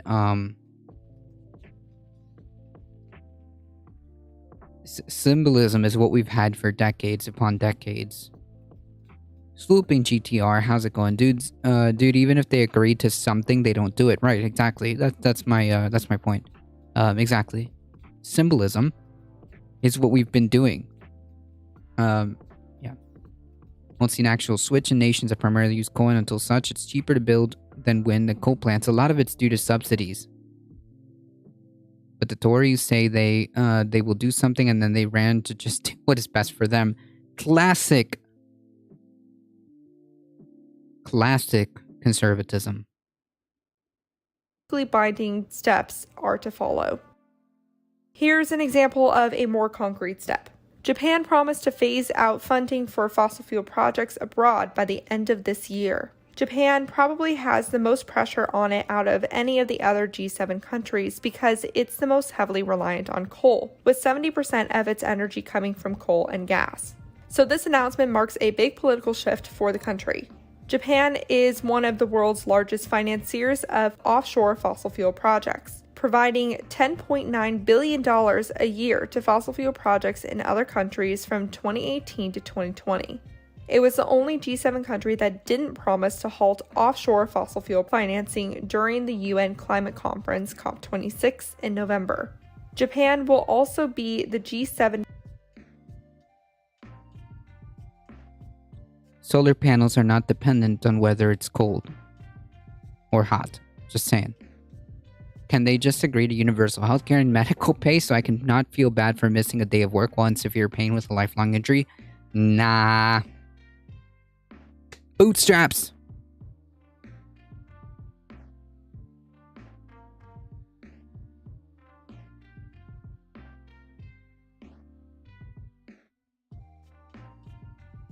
The International Space Station has solar panels.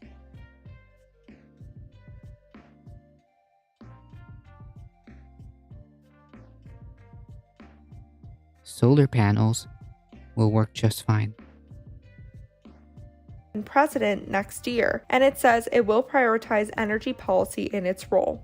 It aims to have 59% of its energy come from clean energy, including nuclear, by 2030. The next My point was that you made an original argument that says that I don't know if they'll work in places like Alaska that are very large and frigid. I told you that it's not dependent on how big or how cold or hot.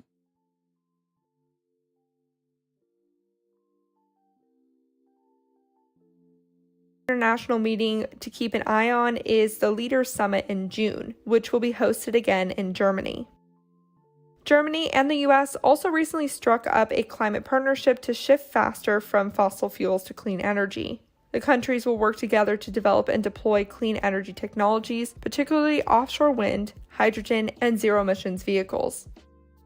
Okay, so I was a little hesitant before when I talked about the UK windfall tax Friday, so let me start by confirming the country did slap a 25% tax on 7 energy fossil fuel companies who have profited extensively from the Russian war and inflation, raking in 4 billion euros from those companies within the span of a week. The money will support $19 billion in assistance for lower-income households to survive inflation. The windfall tax will continue until the end of 2025. Just to remind y'all how much fossil fuel companies have made on this war, during the first 3 months of 2022, Shell reported adjusted earnings of $9.1 billion, and BP reported underlying replacement cost profits of $6.2 billion. Just think about that next time you go to one of their pumps.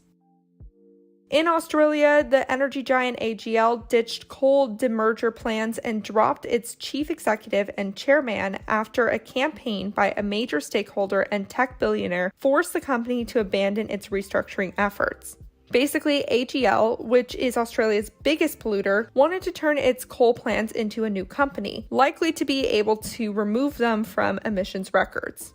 Selling or switching polluting assets to other parties is a common practice being used by fossil fuel companies right now. I covered that on May 11th. They will also give energy companies some money to help find new fossil fuel extraction. Nah, that's garbage. Dang it. That sucks. Pony Boy, are you happy now?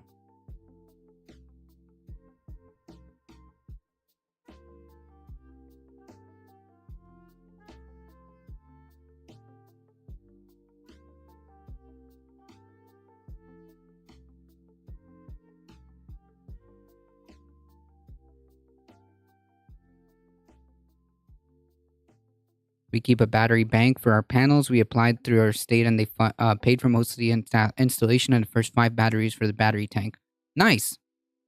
Yeah, they can absolutely survive in cold. There's also like it doesn't have to just be solely sun.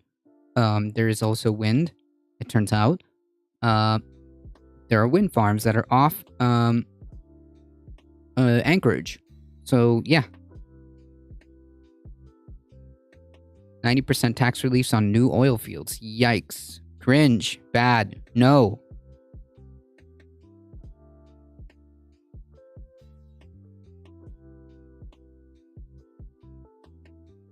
If you want to check out that episode. Mark Cannon Brooks, co-founder of Atlanticin Corp, saw right through AGL's efforts and blocked their demerger, which forces AGL to tackle its coal use in order to decarbonize. AGL accounts for 8% of Australia's emissions. Cannon Brooks believes AGL will now drop its coal-fired generation 10 years earlier than the 2045 timeline. Over to the other side of the world. Wait, what? Is Biden the worst president in the history of the US? Legit question, of course it is.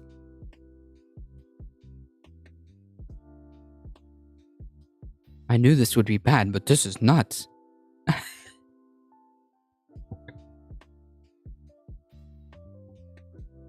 No, he's not the worst president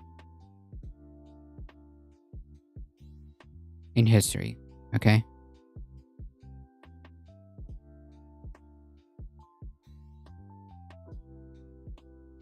From a damn, Biden started a pandemic and then he went to a Jesus. Hey folks, guys, chat, this is breaking news. Breaking news. President Biden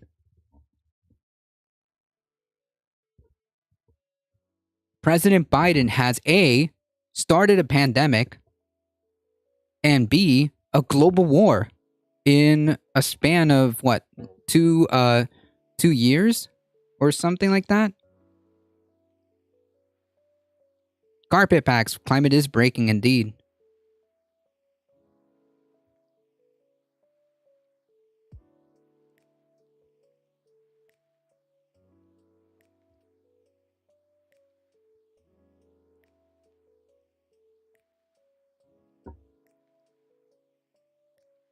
Of removing Trump. So a pandemic, let me get this straight. A pandemic was embellished and used it to fulfill his narrative of removing Trump via a pandemic? Or...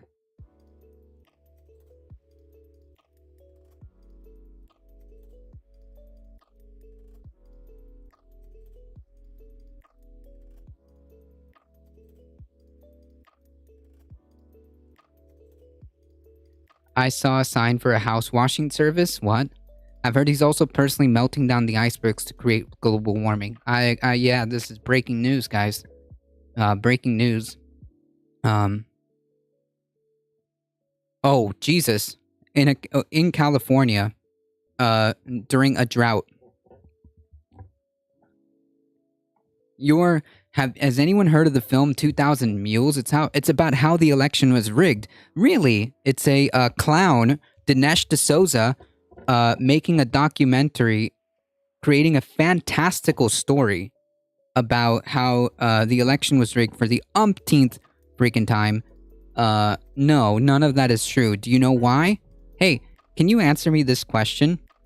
If any of that had any iota of legitimacy, why are we hearing about it in a documentary instead of the biggest court case, instead of the most important court case in our history, in this country's history? Why am I hearing it from Dinesh D'Souza?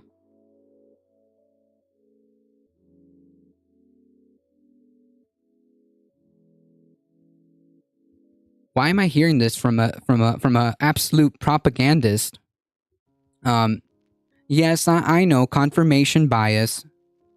Confirmation bias is true. You just eat whatever you're spoon-fed because the right person said it. I know. Critically thinking is hard.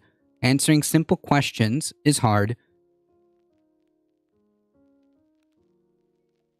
Why are we hearing this from Dinesh D'Souza and not following the most important court case in American history?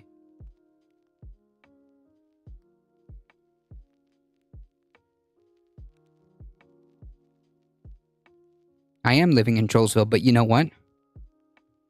They've got no power here. They've got no power here.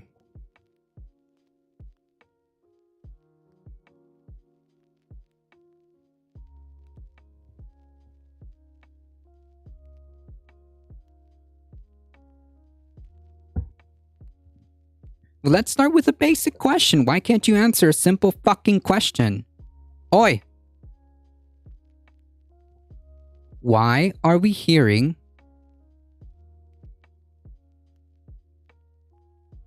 about this incredible, fantastical story about from a propagandist instead of following the most important case in American history? Answer that.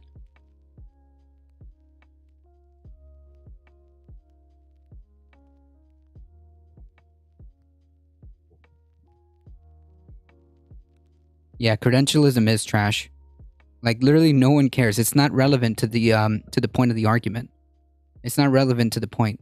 Nobody here cares about Dinesh D'Souza and his garbage propaganda. Nobody here cares about the rehashed time and time again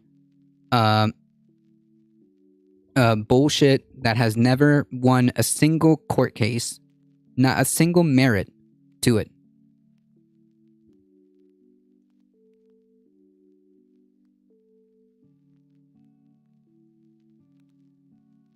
But you haven't told me how it proves everything.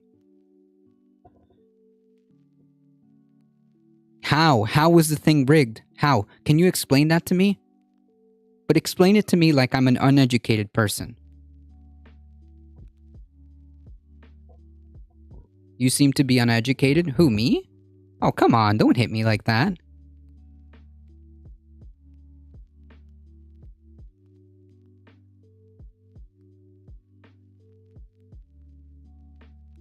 What?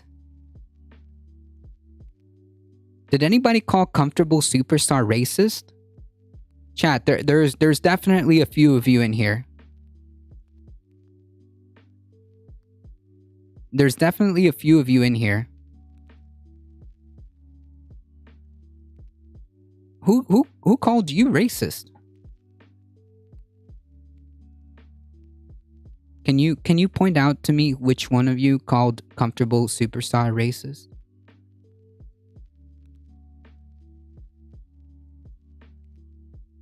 No?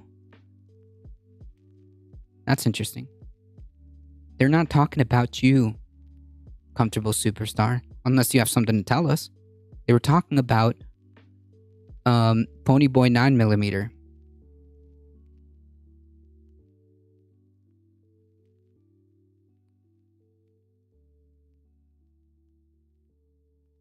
Wait, who said uneducated immigrants?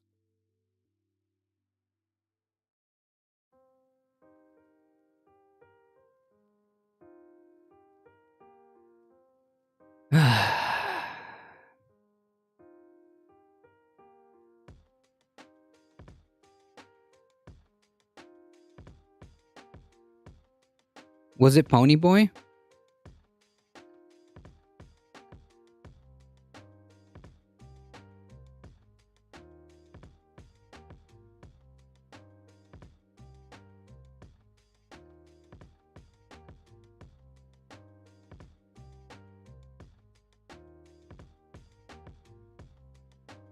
Oh, that's who vote. Oh, that's who's voting for people like Biden. Okay, so it's the immigrants. The uneducated immigrants.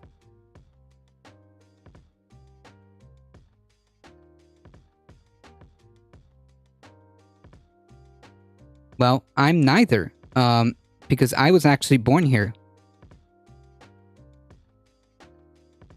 I was actually born here, so fuck off.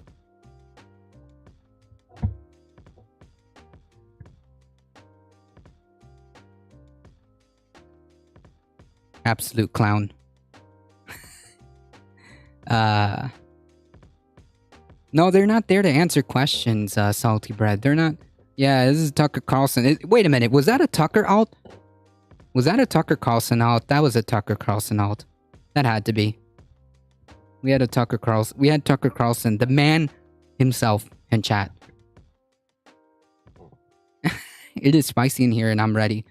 Nah, this is just how you deal with like bad faith trolls. This is very simple. Yeah, they're not there to answer your question. Remember, I asked them several times because they can't answer it. Okay? They can't answer it. It's an easy way to distinguish the trolls and people who actually believe stuff. But the problem is, Salty Bread, I would agree with you. The problem is that this is the internet, so it's so hard to differentiate.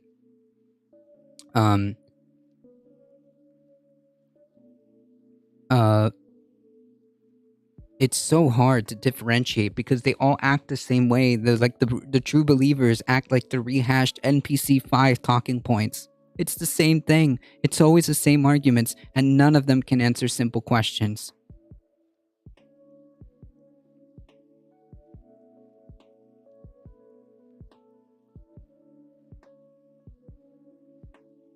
But the problem is, there are actual people who really believe it and act this way, so it's kind of hard. Here, I'll answer it really quickly. Are you ready? Really quickly, I'll answer it. Ready? Boom, answered. I saw you in some other channel, I forget. Was it Majority Report? Because I'm a mod there. Fuck off. They're here to suck out the air of the stream and make it about them. Yeah, but see, I love it. I love it. Taxation without representation is theft. Yeah, we had a whole thing about it, but they're not. That's not the core of the argument. This is some libertarian level stuff.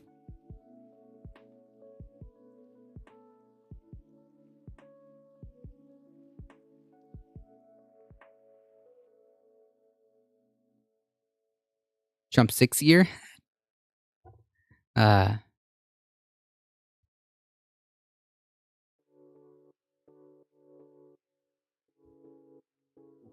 Yeah, talking about like uneducated immigrants would be the only people who would vote for Biden is freaking racist. Now that I'm like trying to like recap to try to keep up with what's been going on.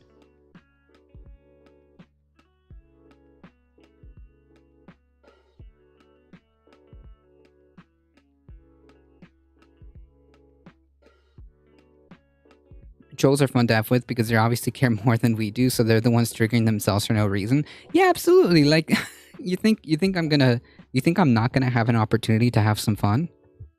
Why would you go to this lefty channel specifically? Why would you go to this lefty channel specifically if you want if you know that you're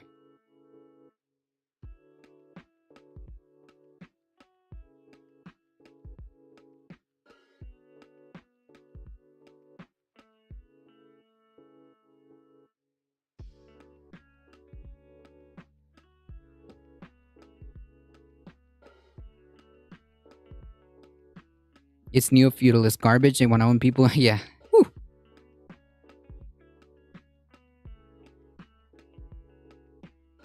Cheap imitation. Ah. I go there often and get into some heated discussions. You just need to be respectful and have facts. Oh yeah, of course. Like,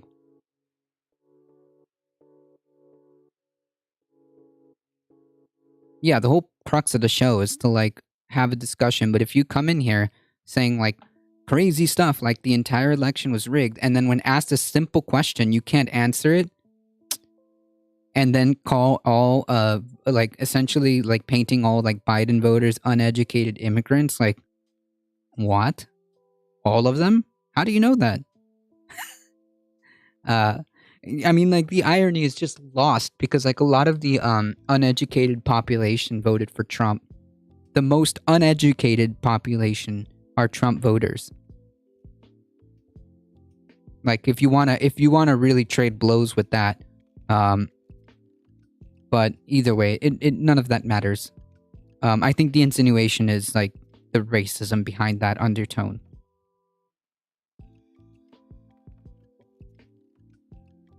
Yeah, and I mainly cover like climate and science, so that's like a losing battle already. Listen, if you're gonna come at the king, you better not miss, alright? Clowns beware. Clowns beware.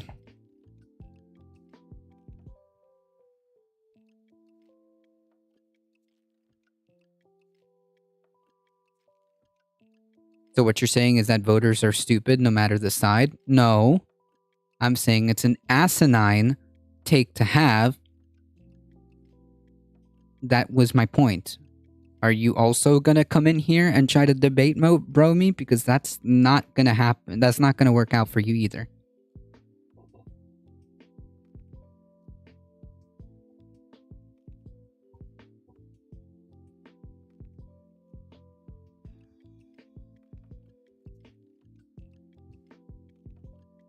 When ban? I don't know. Are you gonna have some stupid ass take?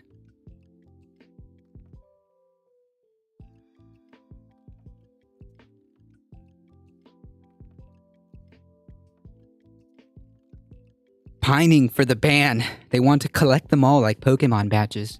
That's why I'm so hesitant to always ban people, because like that's the goal. That's the goal. The goal is to try to collect as many Pokemon badges. And it's like, I don't want to give that to you necessarily.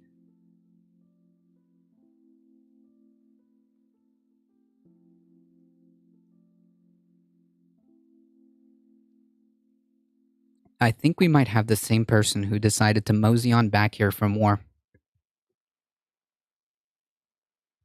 You might be right, Carpe. You might be right.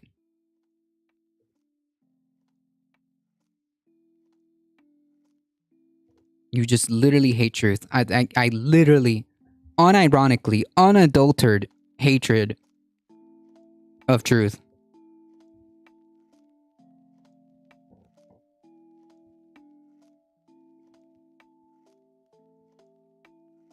Unadulterated hatred. Unabashedly, I hate the truth.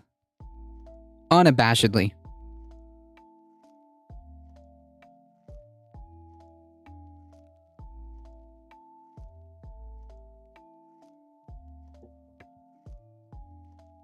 Nah, don't play games.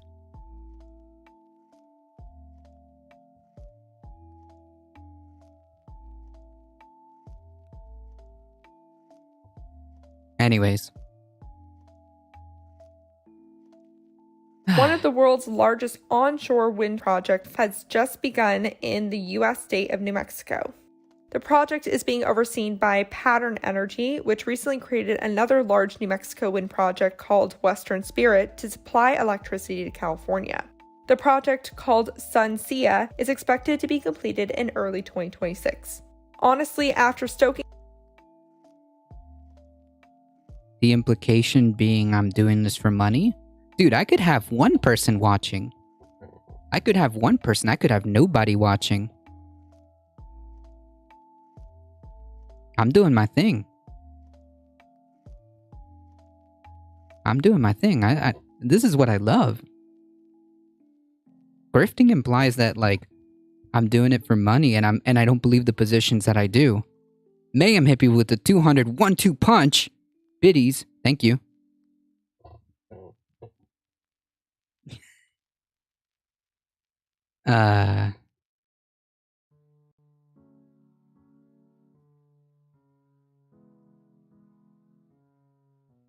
all of those fires, which are still ongoing by the way, the least New Mexico wind can do is give us some energy. No, wait. Hold on. Now for a climate fail. Hold on. Actually, I think Geosef has a point. You know what? And Geosef, I think I know what you're trying to do. Chat, I think Geosef is actually trying to,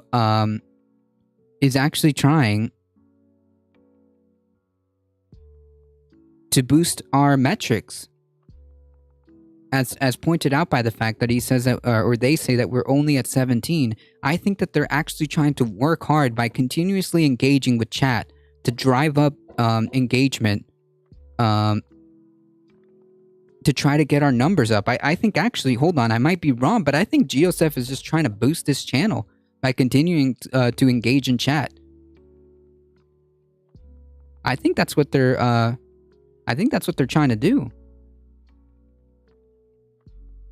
Maybe they're working for us.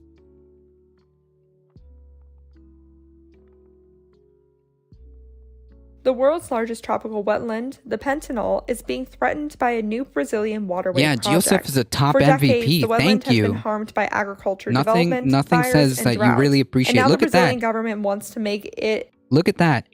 We've got what, 3-4 more extra viewers? Oh my god, we went from 17 to 20?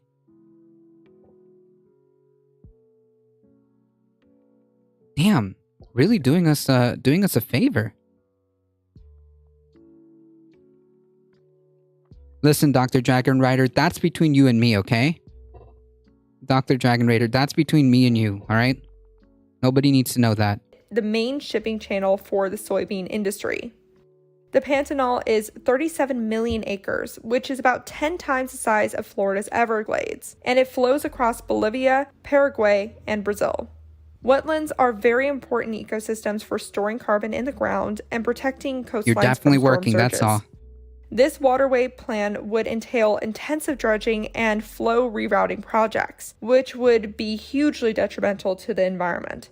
These projects would also open the doors for further development in the wetland, according to experts. You literally want to pay for racist cops and endless wars, it sounds like?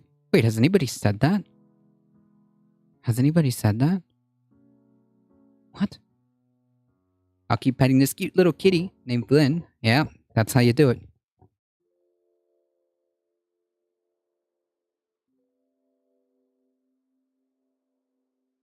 It's getting there, Carpe.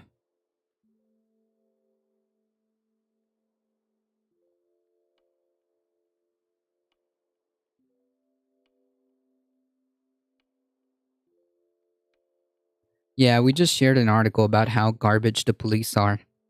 Or maybe we could do like what normal like policy prescriptions, because the folks that live in the real world, that engage with the world as it is and try to make policy prescriptions that actually make sense, would advocate, first of all, just taking it at face value. If you think that taxes fund operations for the government or whatever, and you think that those operations are bad, maybe you should reallocate those resources into doing something good. I don't know, like that would just be the obvious answer. Never mind what Carpe said also, that actually the way it all works, it's not but I'm just simplifying it for the point's sake. For the point's sake, instead of just saying don't pay taxes, why don't just allocate the money into better things?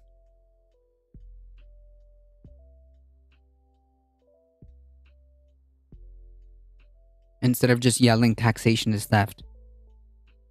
And this is why I said I don't trust Brazil's current president, Bolsonaro. He might have reversed his policies on illegal environmental activity, but his government does enough of it legally as it is.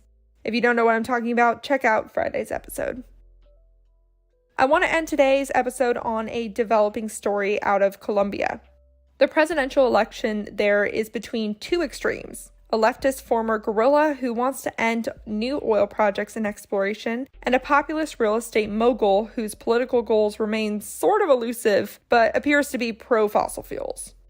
The election was previously held last Sunday, but because no candidate secured over 50% of the votes, Gustavo Petro and Rodolfo Hernandez will head off in a runoff election on June 19th. Petro was previously in the lead, he's the leftist, but supporters of the right-wing candidate that did not make it to the runoffs might add more votes to Hernandez. So I'll keep you posted on how this ends. And that was your climate news for Tuesday, May 31st. If you like the work I do, please follow this podcast, give it a 5-star rating, leave a review, and consider checking out the Beckosphere Climate Corner YouTube channel. Remember to talk about the climate crisis every single day and to support your local news organizations. All right, folks. Bye for now. Do me a favor.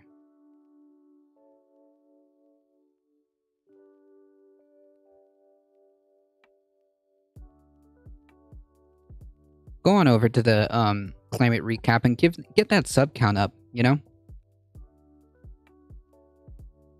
Get that sub count up for him. She does phenomenal work.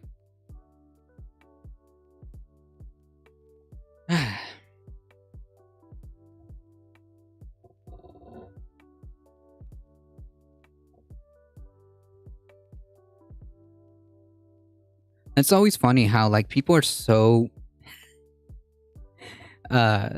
confident in things that they have absolutely no knowledge about. Isn't that true, Carpe? You gotta love it. You gotta love it. People can be so confident in about things they have absolutely no knowledge of.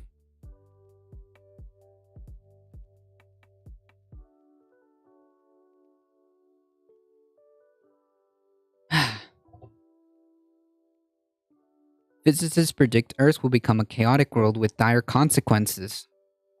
If the Earth system gets into the region of chaotic behavior, we'll lose all hope of somehow fixing the problem. The dire warnings keep getting more dire. Just to piggyback off that.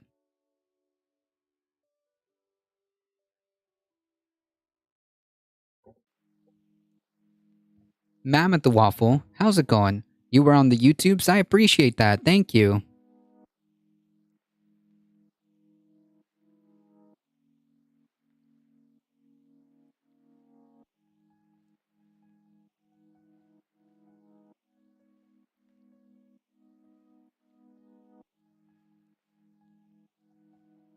That's a very good question, but I don't think they're interested in answering that, Salty Bread. Humans aren't making... I'll stick to the stuff that I'm very... I'll stick to the stuff that I'm knowledgeable on. Instead of pretending that I'm some kind of... guru.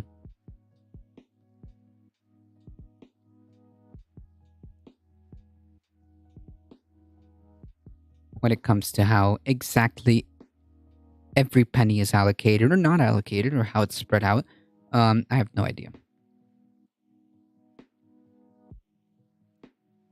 But my broad point is, if you believe that the allocation of said resources are doing bad things, which, yeah, sure, then let's just not do that.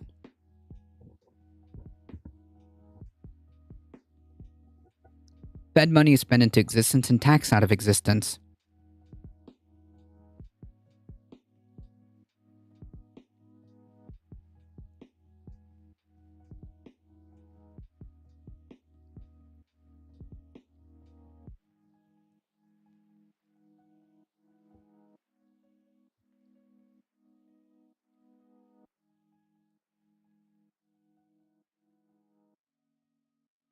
I'm questioning your childish understanding of how things work.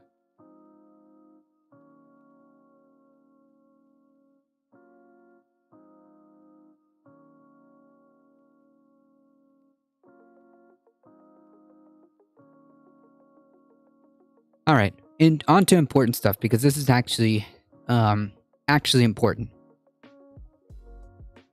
Humans aren't just making the Earth warmer, they're making the climate chaotic.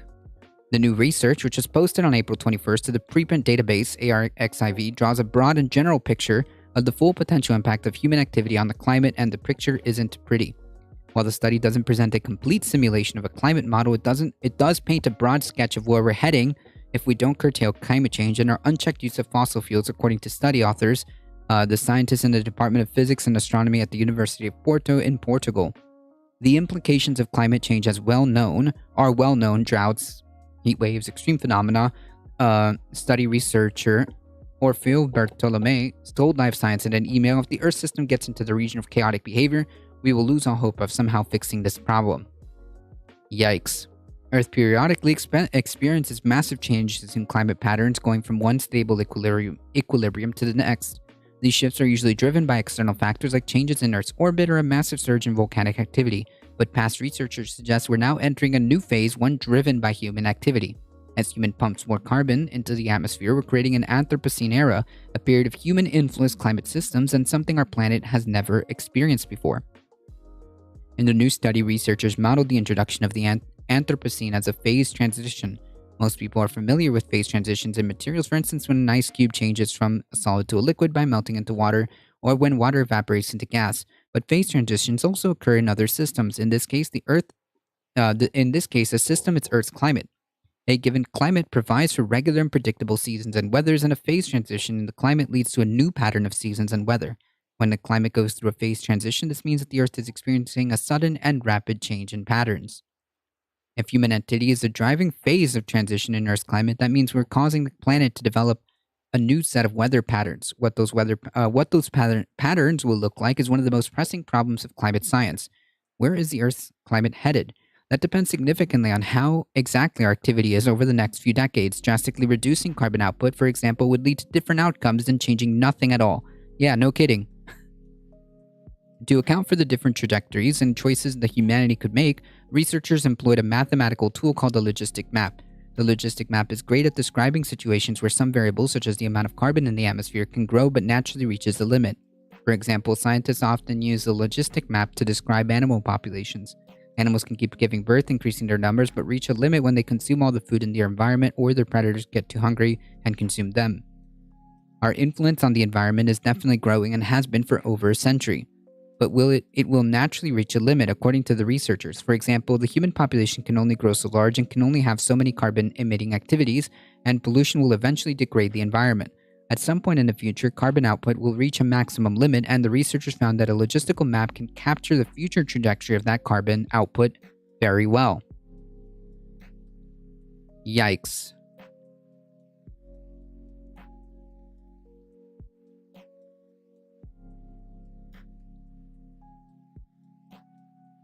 Oh, so it's the same person going on YouTube too? This is so boring.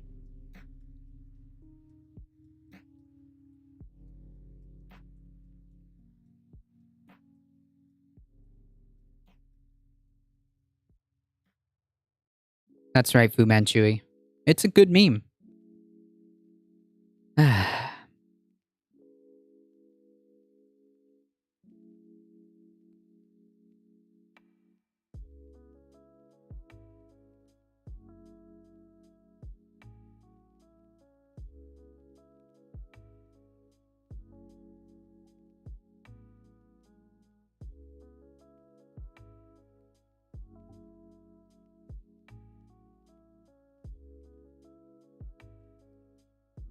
The researchers explore different ways a human logistic map could evolve depending on the variety of factors like our population, introduction of carbon reduction strategies, and better, more efficient technology. Once they found out how human carbon output would evolve with time, they used that to examine how Earth's climate would evolve through human-driven phase transition. In the best cases, once humanity reaches a limit of carbon output, Earth's climate stabilizes at a new higher average temperature. This higher average temperature is overall bad for humans because it still leads to higher sea levels, more extreme weather events, but at least it's stable. Yeah, the Anthropocene looks like previous climate ages, only warmer, and will still have regular and repeatable weather patterns. But in the worst cases, researchers found that Earth's climate leads into chaos. True mathematical chaos. In a chaotic system, there's no equilibrium, no repeatable patterns. A chaotic climate would have seasons that change wildly from decade to decade or even year to year. Some years would experience sudden flashes of extreme weather, while others would be completely quiet. Even the average Earth temperature may fluctuate wildly, swinging from cooler to hotter periods in relatively short periods of time. It would become utterly impossible to determine in what direction Earth's climate is headed. Chaotic behavior would mean that it's impossible to predict the behavior of Earth's system in the future, even if we know with great certainty its present state. It will mean that any capability to control and drive the Earth system towards an equilibrium state that favors the habitability of the biosphere will be lost. And when that happens, folks, that is effed. Most concerning, the researchers found that above a certain critical threshold temperature for Earth's atmosphere, a feedback cycle can kick in where chaotic results will become unavoidable. There are some signs that we may have already passed that tipping point, but it's never too late to avert climate disaster. In other words, we've got to keep trying.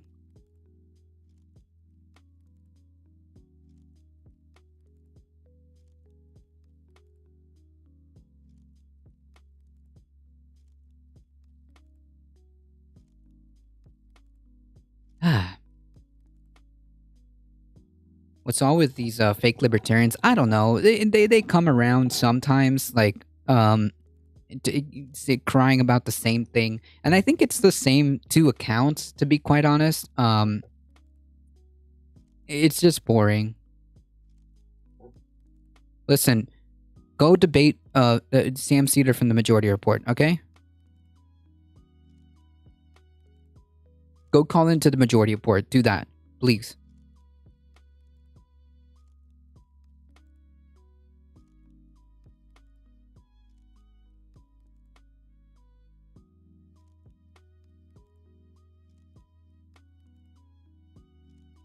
Thank you for taking care of us. I'm looking forward to the next one. No problem, Master. Thank you for joining.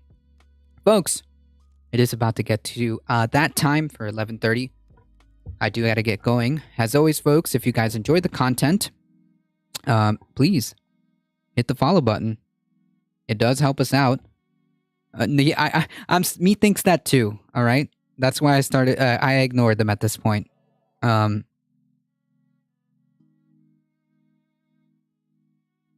That's why they should be ignored at this point. Make sure you hit the sub button on the YouTubes. Make sure you join the Discord to keep up with the channel for any updates.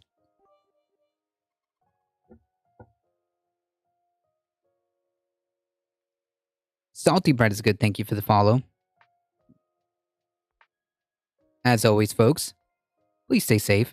Please take care of each other. I love you all, and I hope to see you guys in the next one. See ya. I know, the irony, isn't it? All right.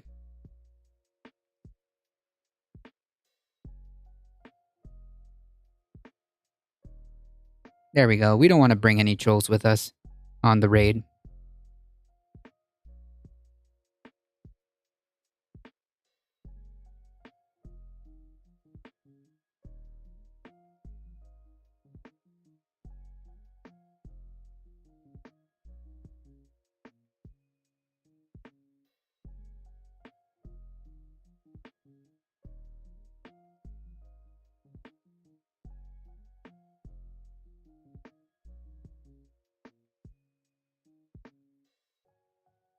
All right, folks, we're heading out in 5, 4, 3, 2, 1. Yeah, this goes against our consent. Oh, folks, before I go, don't forget to follow Carpet Packs. I'm pretty sure I shouted out. Please, go forth and give him a quick follow and quick support. All right, takes 5 seconds, I promise. All right, no trolls in chat. We're heading out. See ya.